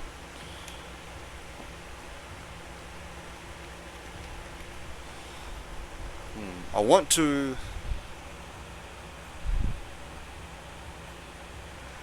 So is this as far as I can explore? Like, is there anything else? Oh no. What's wrong, Magical? Why the oh no? I can't choose. What? What? So, fire or water? Oh, between those two? Wait, as in like, it won't let you choose them? Or you're not sure which to choose between the two? Like you're stuck? What do you mean?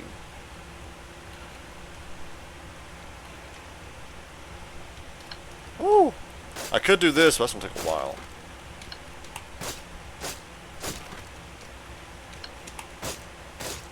Shoot, I'll go ahead and do it. Yeah, Magical, is it that you can't choose? Like it's a hard decision, or the game actually is not letting you choose those two options anyway? Like which one do you mean?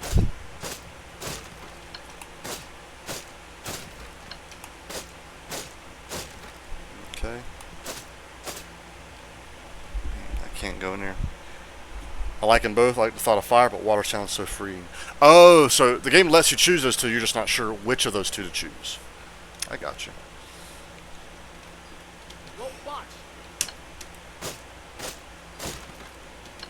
Oh, that one got me.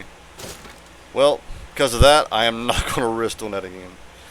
I'm going to heal up first. And actually, I'll probably go from below. Yeah, okay, alright. Can I shoot?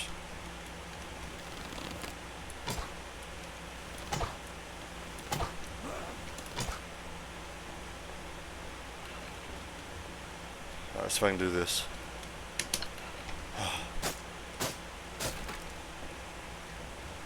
Oh, I see a button.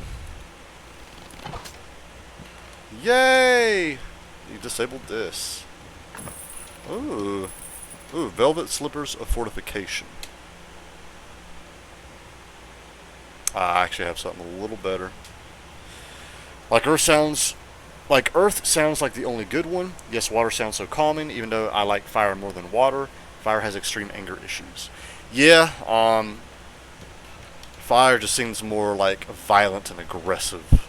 Water seems more like go with the flow. Oh, that's all that. Well, I'm glad I was able to find that button. Let me get this one. Oh, oh, so I can trigger it and I didn't have to move backwards. Okay. Oh, I destroyed those. Okay. Okay, that's cool to know.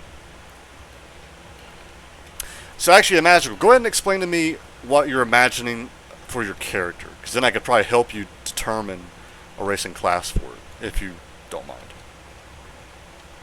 I need a hookshot for that. Where is this daggone hookshot? And I think... yeah, that's...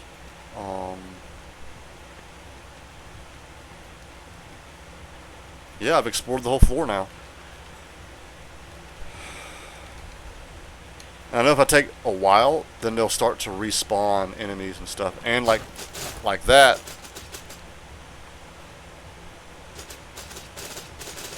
What is that? What is that? What?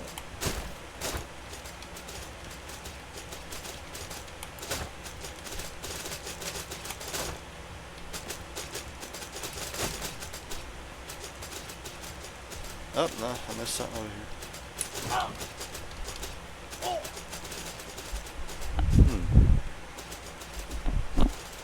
I think I'll pick water. Okay.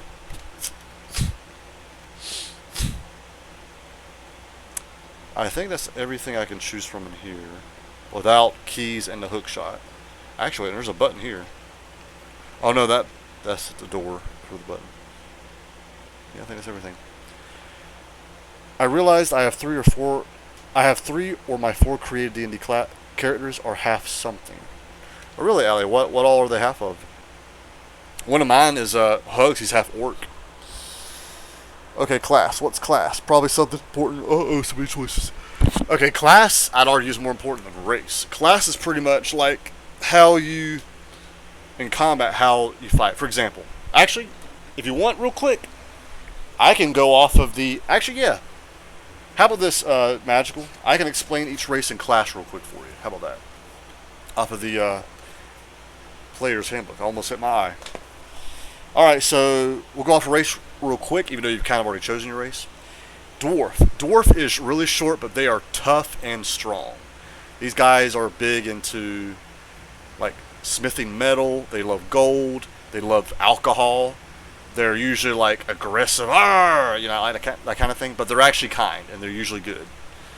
Next is Elf. Elf is, like, your tall, slender people that live in the woods. They're very magical. They're kind of, nature kind, but some of them can be kind of full of themselves and like noble and like kings. Ooh, Shorty sniffing metal. Sniffing metal. Then you have your halfling. Halfling, if you've seen Lord of the Rings, the Hobbit. Hobbits, those are halflings. Pretty much they're like humans, but they're like 3 to 4 feet tall. They love to eat food. And they're just really kind. I don't know why I keep closing the book on them. Next is Dragonborn. So Dragonborn is pretty much a humanoid dragon. They're usually 6 to 7 feet tall. They're pretty strong. They're pretty smart. You could argue they're half human, half dragon, but like it's more like a humanoid dragon, as in like a dragon that's the size of a human. They do not have wings. There is a homebrew race of Dragonborn that does have wings, but normally they don't, so they can't fly or anything. Slenderman. Oh yeah. 3 of my 4 half elf, part wolf, part tiefling. Though I used one race stats. The half is just kind of for flavor. Gotcha. Dobby the house elf. Roar. After Dragonborn, you have gnome. I skipped over human because we're all human. I don't think I should have to explain that one. Next, you have gnome. Gnome is kind of like the size of halflings, but gnomes are a little more like dwarves in that they're engineering. They're into like objects, steampunk kind of. They're not as kind and holy as halflings, but they're more like mischievous. They love to playing pranks, stuff like that. They're also like 3 to 4 feet tall. Then you have your half elf. Half elf is usually means the other half is human. Pretty much it's in between human and elf. If you choose to do half elf with the half human. Next you have half orc. That's actually what my Hugs character is. He's half orc. Pretty much is usually half human, half orc.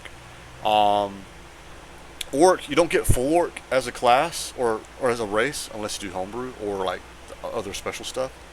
Gnome equals troublemakers. Yes. Those are different people. One part wolf, one part tiefling, one half. Yeah, I kind of figured out, Ellie. Because I don't know. Well, yeah. Is the part wolf kind of like Care, where he's a lycanthrope, a werewolf?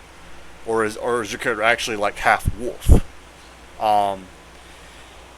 So orc is like a monster. They're usually just aggressive. They don't think for themselves, that kind of thing. Half orc is a little more playable. They're kind of orcs are like aggressive, violent, mean, evil. Then you have tiefling. A simple way to explain tiefling is half human, half demon, or half devil. But it's actually more like they're humans with demon or demonic or devilish like blood in them. No. Oh. Now in the classes. So here we go, magical. This is for you. First you have the barbarian. This is actually what Hugs is. He's a barbarian. This is your warrior class. This is the class where strength, constitution, dexterity is high. They're not magical. They're magical cosplays, but they're very physical. These are the guys that can deal damage and they can take damage. Wow, cool. You have the Rav. Rav is just part wolf, not werewolf. Okay, gotcha. Next is Bard. Bards are very magical. They're big into music, so either they like to play musical instruments, sing, and or dance. They're really good actors. They're very social. They can like talk themselves in and out of any situation. They're very weak though. Like if they try to go up toe to toe to barbarian, they'll lose probably in one hit. Next is cleric. Clerics are like half magic, half melee, but they're usually more magical. Clerics, you have to have a deity or pantheon that you follow, and you're always in a prayer. Clerics are normally good. Clerics are kind of like your medics or doctors of the group. They're really good at healing. Not magical, boo. Oh, music, actors? Yeah, bards are like people that like to play in theater. They like to play musical instruments. Like they'll play a harp or a lute or a lyre. They like to sing. They like to dance. They're almost like jesters when it comes to like kingdoms, kind of. And the infamous bard horn. Oh yeah, the horn. Next is druid. The druids are kind of magical. They're big into nature. These are the guys that can turn into all kinds of animals. They can turn into a bear. They can turn into a rabbit. And they usually do this in combat or like an exploration to get through a small crack or something. So that's druids. Next is fighter. Fighter is your basic class. Pretty much it's your physical basic fighter. The guy with the sword and shield. That's your fighter. Fighter I think is like the original class when D&D first came out back in the 70s or 80s. Yeah. Wow. Nature. Wabbit. They like to sing about the Muna and the Juna and the Springa. Yeah. Next is monk. So monks are funny in the fact that they're not strong, but they can do a lot of damage because they're big on dexterity. Monks are like the people, they don't use weapons, they use their fists. So when you think of like martial arts, you know, the Asian culture of martial arts, that's a monk. They're big into spiritualism. Fighter equals knight. Pretty much cosplay. So if you're thinking of a knight, I'm looking at fighter, ranger, or paladin. Whenever I think of knight. After monk is actually paladin. So paladin is like a cleric, but they're more on the physical side. In fact, a paladin is actually a combination of a cleric and a fighter. My character Care, he's a human paladin. Paladins are very strong and tough, but they're also very charismatic because they also have to follow a deity and a pantheon and pray a lot. Paladins are usually holy. Next is ranger. Ranger is kind of like the fighter, but like the ranged version of a fighter. Also ranger, now a fighter can use a bow and arrow, even though they're better with sword and shield. Rangers can use sword and shield. Actually, this character in this game, he's a ranger. But as you can see, I have sword and shield as well, or mainly sword. But I'm better at ranged. Fighters also have some magic, usually nature. Rangers also have magic, usually nature magic. Next is rogue. Rogue would be your class that likes to sneak around and steal stuff. They're also good assassins. They'll go behind someone and like slit their throats. That's a rogue. Next is a sorcerer. Now we're starting to get into your magic classes. A sorcerer is like usually a noble, someone who's rich. They're kind of lazy, they don't have to work for it. They're just naturally magical. These are powerful spellcasters. Next is the warlock, and I know the last two by heart. Next is warlock. Warlocks are magical, but they're usually cursed, or they made a deal with like a devil or a patron or something, and that's how they get their power. But they're crazy spellcasters as well. And then you have your wizard. Your wizard is pretty much your basic spellcaster. They've pretty much spent their whole life in libraries, just reading books and learning about magic. That's a wizard. That's all your basic classes. If you add in other sources, I know there's two more classes. You have your artificer and you have your blood hunter. Artificer's kind of like your scientist or your engineer. They love creating objects and using objects to fight and stuff. Pretty much, you swap magic with science. That's your artificer. I like druid, I think. Oh, so you like magic with nature and turning into an animal. Yeah, druids make good tanks because of that reason. I think, if I'm correct, when a druid casts a spell to turn into an animal, that animal's bar is what depletes if you keep getting hit. And I think once you lose hit points on that, you go back to your original self. And it's like your hit points, go back to where they were as your original self. So druids do make good tanks for that reason. A tank is someone that can take a lot of damage. Paladins are tanks, barbarians are tanks, fighters can be tanks, druids can be tanks. You could argue a monk could be a tank. To be a tank, you either have to have a lot of hit points or a high AC. AC is usually determined by the armor you wear. But there are some classes like barbarian and monk that don't wear armor. Their AC is based off their constitution and dexterity. Like Hugs, he doesn't wear armor, but his constitution is like 21. That means an enemy has to roll a 22 or higher just to hit me. Now, some DMs play, if it meets it, it beats it. So if that's the case, if an enemy rolls a 21 and we're playing, if it meets it, it beats it, that 21 still hits me. Rapper, welcome in. How you doing? It's been a while. I'll give you a shout out. Hit die D8. So that depends on your weapon and if your class. In order to use a weapon, you have to be proficient in it. So it's been so long. It has, Rapper. If I remember correctly, you streamed a lot of Terraria, right? I think that's what you did. Hi, Rapper. But yeah, so like I said, the Artificer is like your scientist or your engineer class. Pretty much it's magical, but you're swapping magic with science, term-wise. So really you're just magical, but you're actually creating an object, and the object does the work for you.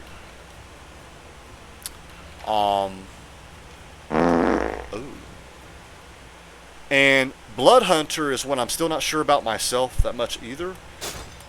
It seems like a Blood Hunter is kind of like a mixture between a Warlock, a Monk, and like a Rogue. Pretty much they're... Blood Hunter, you could say they're cursed, or they inflicted a curse on themselves willingly or something. I'm not sure. That's why Artificers and Blood Hunters aren't like core D&D, but they're extra classes if you want to take them on. Druid skills. Let me see. I can tell you what they're proficient in. After stream, can you play? Or nah, I don't want to intrude, just so you know. Rapper, I won't be able to play after the stream. I actually got a call to see if I have jury duty tomorrow. And then after that, I'm actually playing D&D later tonight. But yes, I can actually tell you a little about druids. Magical, but just like the brief overview of it. Okay, druids. Here's their description. A priest of the old faith, wielding the powers of nature, moonlight and plant growth, fire and lightning, and adopting animal forms. Their hit dice D8. D8 I'd say is, let's see. D8 is like in the middle, kind of on the lower side. So damage-wise, you're not that strong. Your primary ability is wisdom. So what it means is you're a professional. You know, you haven't really like been educated, but you're definitely experienced. I gotta choose 2 from the so many. No, you choose 1 from the so many. If you're talking about classes, 10 plus 10 equals 2010. What? So a druid's primary ability is wisdom. And your saving throw proficiencies is intelligence and wisdom. Here are your armor and weapon proficiencies. So proficiency means these are items you can use, and based off of your level, you gain some proficiency, and you can add that to your die rolls. As a druid, you're proficient in light and medium armor, non-metal, shields, non-metal, clubs, daggers, darts, javelins, maces, quarterstaffs, scimitars, sickles, slings, and spears. If you notice it said non-metal, because remember you're all about nature. Non-metal, you can't really use. I think metal you can't really use. I think metal might even hurt you. Incorrect.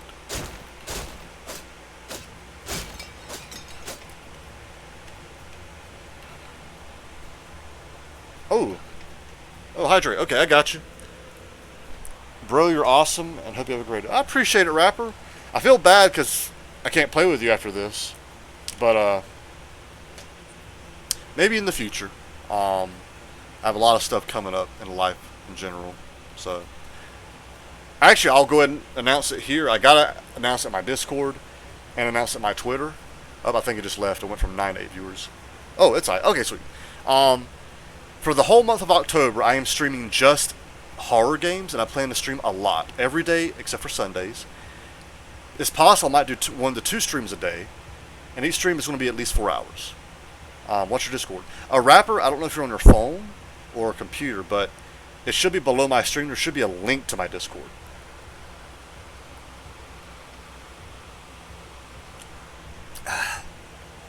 And there's ads. Okay.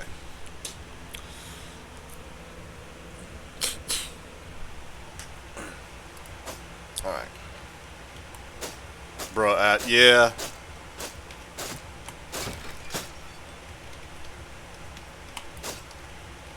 Oh, is that a glitch? I can't break that. Interesting.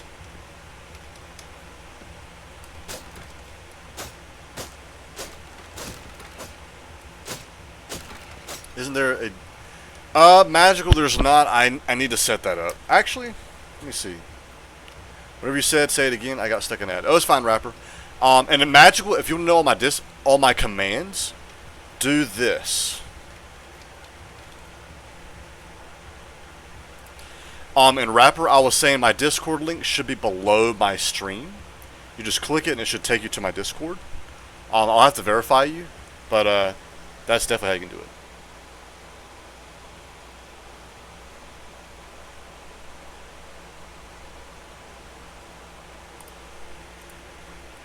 Thanks. Oh, you're welcome.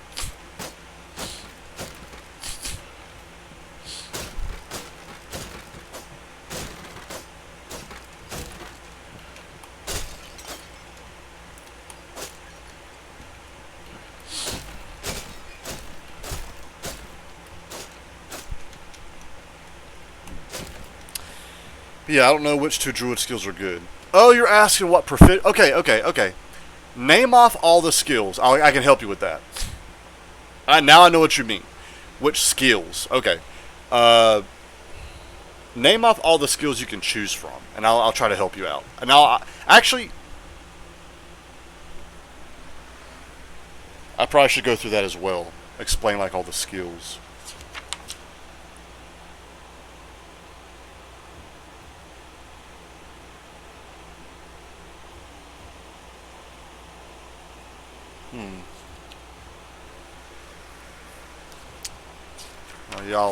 Yeah, I should have named this D&D discussion.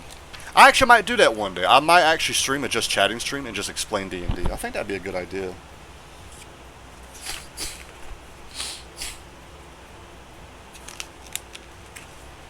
Okay, skill.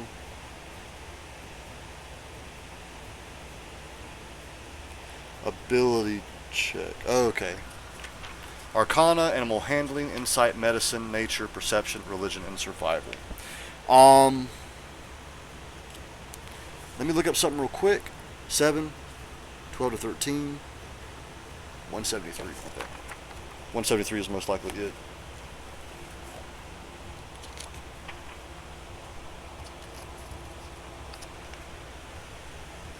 Here we go. Okay, here we go. Okay. First, I'll explain the ones you just mentioned magical. Between Arcana, Animal Handling, Insight, Medicine, Nature, Perception, Religion, Survival. So, there's 2 ways you can do this. Some people will choose stuff that you're going to be good at already to make it even better. And the other way to go about it is you actually choose stuff that you suck in. That means the stuff you're already good at stays good, and the stuff you suck in you bring up to good. Or, excuse me, like I said, the first way to do it is stuff that you're good in. You get those skills and you make them even better. Most people will choose to do the first way, which is what I would recommend for you. So I'll explain this real quick. Arcana is pretty much a magic check. Let's say you're holding an item and it's like, I don't know if this is magical. I don't know if this is magical or not. You can ask the DM, can I check to see if this is magical? He'll probably tell you, alright, roll an Arcana check. Arcana falls under intelligence.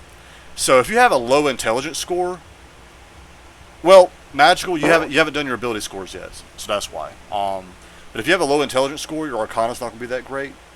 Um, if your intelligence score is really good, you'll have a pretty good modifier to add to your Arcana check. Anyway, he'll have you roll Arcana, and based off what you roll, will dictate if you know if it's magical or not. What's cool about D&D is anyone can do anything.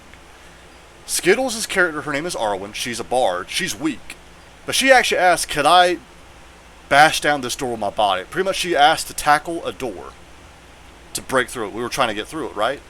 The DM goes, "Okay, sure. I mean, you're a bard, but sure, roll." She rolled a nat 20.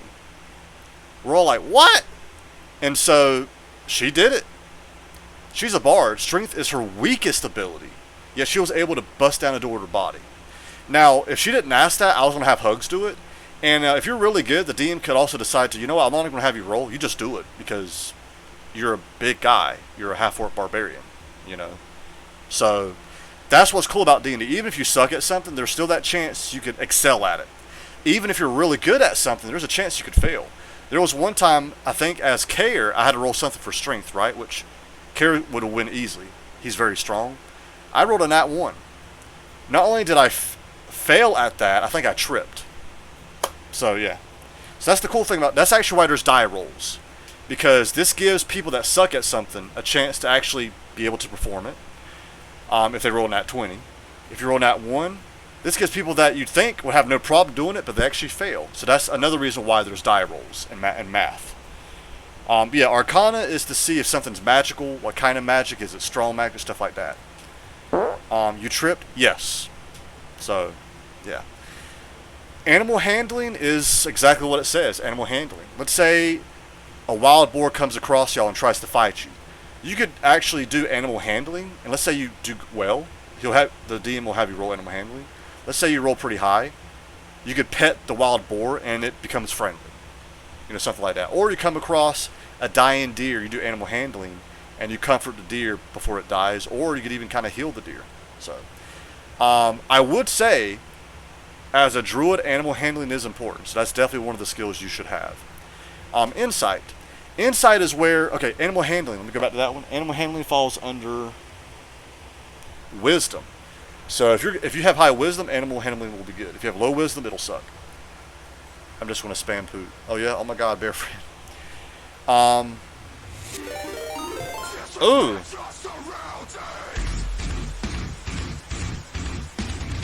I love that sound alert. Iron Food, welcome in. How are you doing? Let me give you a shout out. I hope your stream was good. I appreciate the raid. I'll give you a shout out. World of Warcraft. How was your stream, Iron? And Rapper, what's your Discord friend code? If you go into my... I'm not going to give that out. I don't want to say it out loud, because I don't want anyone just friending me. I'd say for right now, Rapper, you're free to join my Discord server. Tired and not bad. Quick one for today. I got you, Iron. Let me do a quick stream check, because I actually didn't know you were streaming. Okay. Well, glad to hear your stream was good. Sorry to hear you're tired. I hope you get some rest here soon. But again, thank you for the raid. I appreciate it. Glad to hear you, other than being tired, that you're not bad. And everyone else who came in, hope you enjoyed Iron Food's stream. Hope everyone's had a good weekend, and hope you're having a good start to your week. Yeah, we're actually playing Hammerwatch too, but most of the stream is actually me explaining D&D. I'm looking at the player's handbook right now. Whom me literally slept 700 years. Oh wow, Rapper. Anyway, so going back to those skills, insight falls under wisdom. Insight is where, let's say someone's lying to you, right? But you don't know it. But you might be like, I'm not sure if they're telling the truth. You could ask, can I see if they're lying? And the DM might have you roll insight, where you can kind of almost read in between the lines type deal. That would be insight. Next is medicine.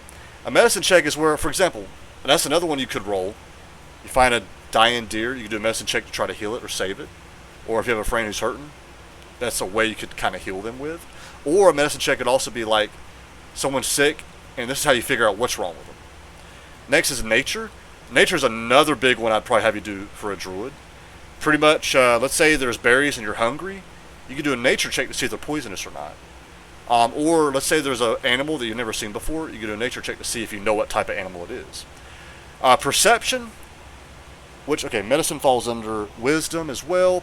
Or nature falls under intelligence. Then you have perception, which falls under wisdom. Perception is kind of like insight, where let's say you're walking through the forest. You could ask, could I figure out if anyone's watching me? The DM might be like, all right, roll perception. If you roll high enough, he might be like, you do feel eyes are on you right now. Religion falls under intelligence. The majority of these skills fall under either wisdom, intelligence, or charisma. Religion is more like, let's say you come across a statue of a deity, but you don't know what deity it is. You could roll religion to see if your character would know it. Religion is important for paladins and clerics. Then you have survival. Survival falls under wisdom. Surprisingly, none of these fell under charisma. Okay. Survival. Actually, I need to have that open. Survival would be like if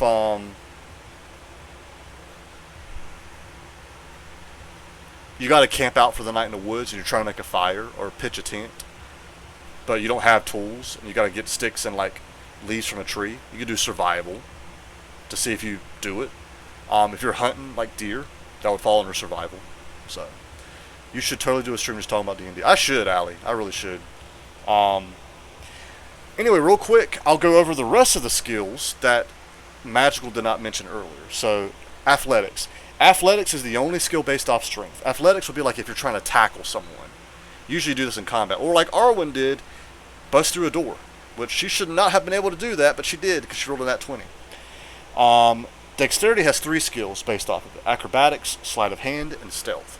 Acrobatics will be more like, so if athletics is something that a football player would do, acrobatics is something that a gymnast would do. So let's say you're trying to roll out of a way of like a boulder's about to hit you, but you roll out of the way just in time. That would be an acrobatics check. Sleight of hand would be like if you're trying to steal something, pickpocket someone, or you're playing cards, you're trying to cheat in it, or you're trying to do a magic trick. That would be sleight of hand. Then you have stealth. If you're trying to sneak around without being seen, that's stealth. Intelligence has 5 skills based off of it. We actually already talked about Arcana, Nature, and Religion. The other 2 that Magic did not mention was History and Investigation. History would be like, let's say someone talks about, the Battle of 1872. You could be like, does my character know about that? And the DM might be like, roll history. If you do well, he might be like, oh yeah, your character knows all about that battle, you know. Then you have investigation. Let's say you're in a room and you're trying to escape, like an escape room. You could roll an investigation check to see if you notice anything out of the ordinary. Or let's say you're trying to steal something, or anything necessarily. Investigation is kind of looking around, seeing what you can steal. Or you come across a dead body, and let's say you're like a cop or an investigator. You can investigate, try to figure out if there's any clues that the criminal left behind. Plus, it'd be cool to get some feedback on how my characters and their backstory personality are built. Oh, I got you, Allie. That's a good idea. I should do that soon. A just chatting stream about D&D. That'd be cool. I'll probably get some new viewers too that way too, because I'll have a lot of D&D tags in my stream. There's 5 skills based off of wisdom, so animal handling, insight, medicine, perception, and survival. I talked about all 5 of those. And it makes sense because a druid's based off wisdom anyway. So whatever, if your class is based off of a certain ability, all those skills that's in that ability will pop up. Bro, almost all my crap is +0. Well, magical, did you get to your abilities yet? Like, did you do that one yet? Charisma has 4 skills: deception, intimidation, performance, and persuasion. Also, Constitution has 0 skills. It is the most simple ability out there. Charisma, so you have deception. If you're lying to someone, you can roll to see if they believe you. You roll deception. If you roll high, the demon goes, yep, they believe you. Next is intimidation. This is something I could do as Hugs. He's just so big, I can intimidate. Pretty much you're trying to scare someone. If you roll high, you succeed in scaring them. Next is performance. Bards would be big on performance. If you're trying to act and let's say you're trying to sneak through a prison, a guard goes, "Hey, oi, who are you?" You could roll for performance to be like, "Oh, I'm one of the new guards. I'm kind of lost. Can you help me out?" You know, something like that. If you roll high, the guard be like, "Oh, why are you here then? Why are you in a cell?" You know, something stupid. Generation method. Magical, I got to talk about that as well. Roll to BS. Pretty much, Allie, yeah. Persuasion is where you're kind of lying as well, but it's more like, not necessarily lying. Let's say you're like, you need help, and you're trying to be like, "Hey man, can you help me out?" He goes, "Nah, I can't do that." The DM can have you roll for persuasion, and you could persuade him to help you. So. And that is all 18 skills. Alright. Generation method. Alright, here we go. I'm going to try to play, because I'm here for Hammerwatch 2, but I love talking about this stuff, so.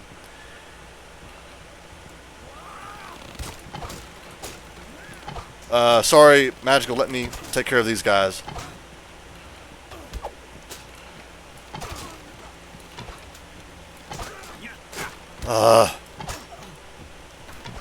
There we go. Alright. I only have 2 Constitution and 1 Wisdom right now. Magical, I'm willing to bet the 2 Constitution and 1 Wisdom that you have is probably racial traits. Probably from your, you chose water genocide, right? I think that's what you chose. That's where race is important. You can get like some ability score improvements just from your race alone. Oh, talisman. What's that?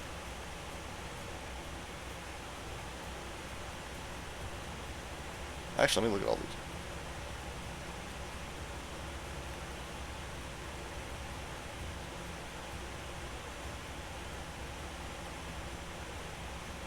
Okay, that's close.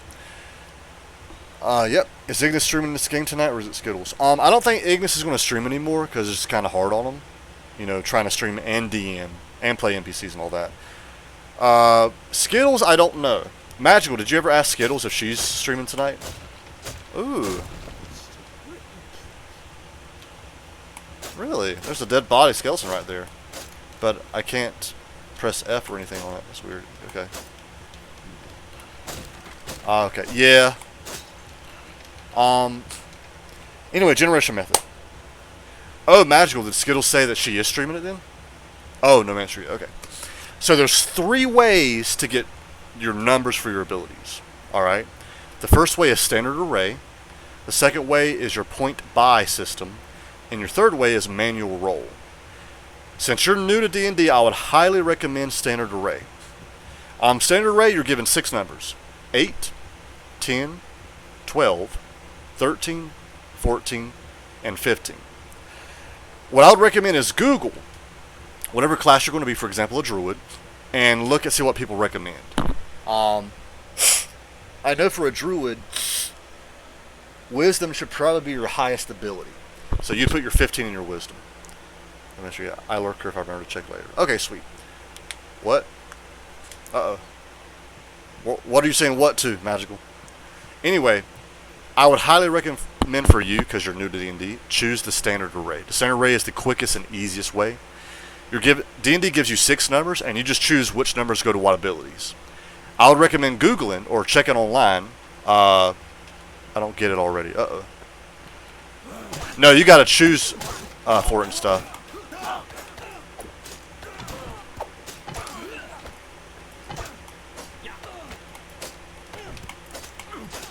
Well, this guy's kind of strong. I can't use a weapon! There we go. Okay, we got it. That's cool. It's locked. Oh, are you asking about you don't understand it already, or you don't get the numbers already? If you're talking about the numbers, yeah, you have to come up with that. You get 6 numbers to plug into your different stats. Yeah, that's standard array. That is what I would highly recommend. Ooh. Ooh, I like. But yeah, so you get 6 numbers. It's 8, 10, 12, 13, 14, 15, and you choose which number goes to which ability. I would go online and look at what people suggest for a druid. I do know the number 1 stat ability. Actually, you know what? I can actually tell you the top 2 abilities for a druid. I know wisdom is number 1. Number 2 is probably going to be like Constitution, maybe, or Dexterity. I'm not sure. Quick build. Wow, I happen to go to the Druid page. You can make a Druid quickly by following these suggestions. First, Wisdom should be your highest ability score, followed by Constitution, so I was right. Second, choose the Hermit background. It says 16 Wisdom. That's fine, Magical. Remember, you got a +1 Wisdom because of your race. So that's fine. That's fine. And then Constitution is going to be your second biggest one. And it's going to be... So, you should put 15 in your Wisdom. Alright, time for more job. Catch you later. Alright, Allie, I appreciate you coming in. And... chatting and lurking. Hope you have a good day at work. So yeah, Magical, I'd put your 15 in Wisdom, but it's going to go up to 16 because you got +1 for being in a water genasi, however you pronounce it. Your Constitution should be your 14, but it's going to turn into 16 because you get +2 in your Constitution. So that's why race is important. They kind of help buff a few things here and there. It's really cool. But yeah, so I would put the 15 in your Wisdom and the 14 in your Constitution. Now the other 4, I'd go online and just ask real quick, or like Google standard array recommendation for Druid in D&D, something like that, to figure out what the last 4 is. Now you are going to have a dump stat because you have an 8. This is your ability that you're never going to use as a Druid. This is when it's okay being bad. So based off these numbers, 10 is average, 12 and 13 is good, 14 and 15 is great, 8 is bad. 8 is going to be the one ability that just sucks. For a Paladin and Barbarian, so from Care and Hugs, their dump stats are Intelligence. I also have another character I'm working on. He's a Sorcerer. His dump stat is Strength.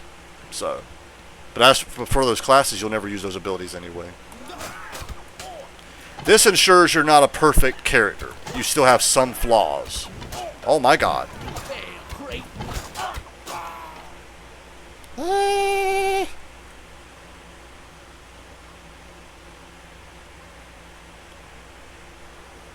You know what? I'm actually going to end the stream here. But I'm... Okay. Because I don't want to spend a lot of money to start right there, but I've started so far away. So I'm going to end the stream here. But yeah, Magical. That's how you get your ability score. But I'd highly recommend for you to do Standard Array. If you do Point Buy, is where you're given a certain amount of points, and you can actually spend those points to get certain numbers. With this method, every ability starts at 8, and you can throw points in them to make them bigger. Then you have Manual Roll. This is where you actually roll dice for your numbers. The Manual Roll is the original way to do it, and if you are a hardcore D&D player, Manual Roll is actually what you're going to do. But if you're new, I highly recommend Standard Array because it just gives you 6 numbers and you just put them where they go. It's that simple. And like I said, Wisdom should be your highest, so it's going to be your 15. Constitution, Strength is higher than Charisma. For actually, you know what? Before I end it, what the heck? That's what I'm going to do. I'll Google for you. So Druid, what's recommended for a Druid build? Make sure you put in D&D because it just showed me Diablo 4. I'm like, no, I'm looking for D&D. Alright.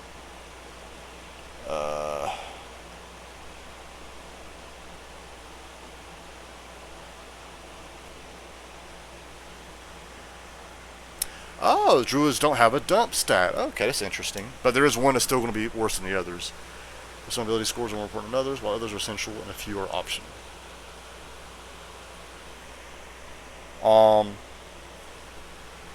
So Wisdom definitely should be your highest one. Constitution definitely should be a high one as well. So Wisdom's going to be 15, Constitution should be 14.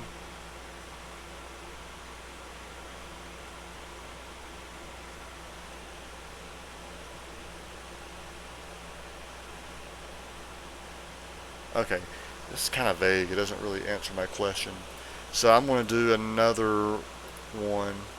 I'm gonna go to this other page to go off of. So here's what this page is recommending.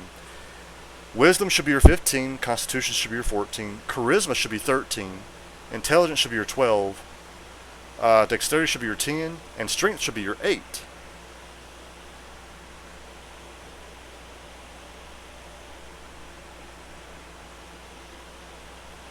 Well, that's the thing. Like, it's really up to you. Different sources will say different things, but strength is higher than charisma, than dex and intelligence. Than strength and charisma. I mean, sure, it's up to you. What I do know, based off a quick build in the book, wisdom should be your highest, constitution should be your second highest. What I'll do magical is just Google, look online, different things, see what people recommend for the last four.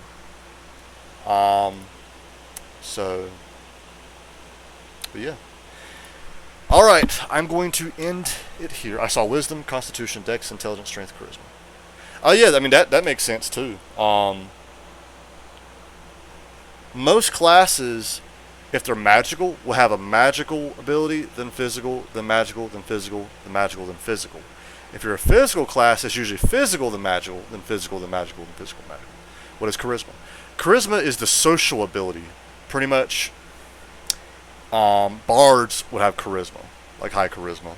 You're the one that can, performance. If you like to sing, play an instrument, act in theater, dance, that would be charisma. It's your social ability. It's a magical social ability. Yeah.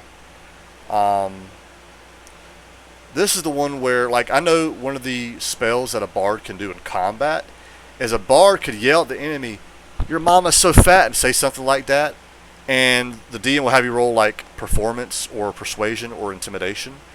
And being a bard, most likely you're using your charisma, you'll probably succeed on it, and you'll actually, like, make the enemy either angry or sad based off what you say. Oh, I won't need that. I connect with animals, not with people. Okay, yeah. I don't see druids having a lot of charisma.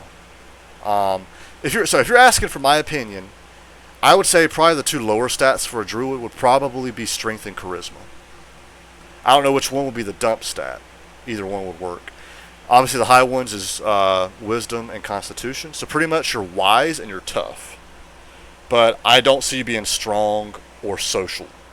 I feel like your middle two is going to be dexterity and intelligence. Dexterity is where you're a little agile. Intelligence is where you're a little smart. So, yeah, so I imagine dexterity and intelligence. It's up to you which one goes where. But that would be your 12 and your 13. Either one works for either one. Your last two, which is your 10 and your 8, would be your strength or charisma. So that's what I would recommend. So, all right. I'm going to end it here. I'm going to do a quick stream check just to see if there's anyone worth rating. I'll check for Hammerwatch 2.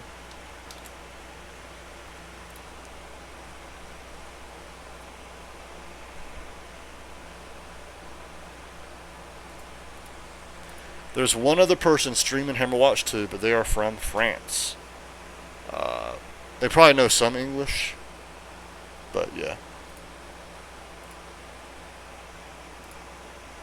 They don't have a lot of about me stuff, so I'm not going to rate them. But yeah, we will end it here. So Dex is kind of general. Yeah, so in my opinion, from what I know of druids, your top two abilities should be wisdom and constitution in that order. Your two middle ones, which are still kind of good, but just kind of good, they're obviously not bad, but they're not amazing, they're just kind of good, would be dexterity and intelligence. Your two ones that will be the lowest ones, so one's going to be average and the other one's actually going to be bad, is strength and charisma.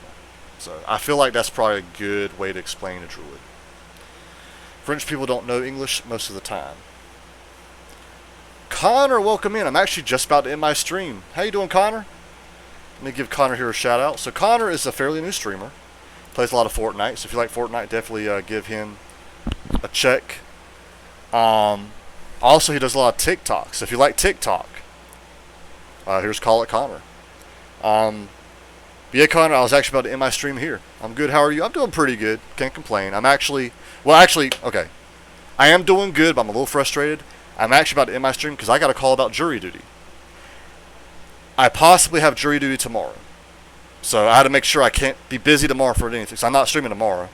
Now, if you do see me stream tomorrow, that means I didn't have jury duty. So I'm hoping I call and they tell me I don't need to come in. I've never done jury duty before, so I'm completely new to it.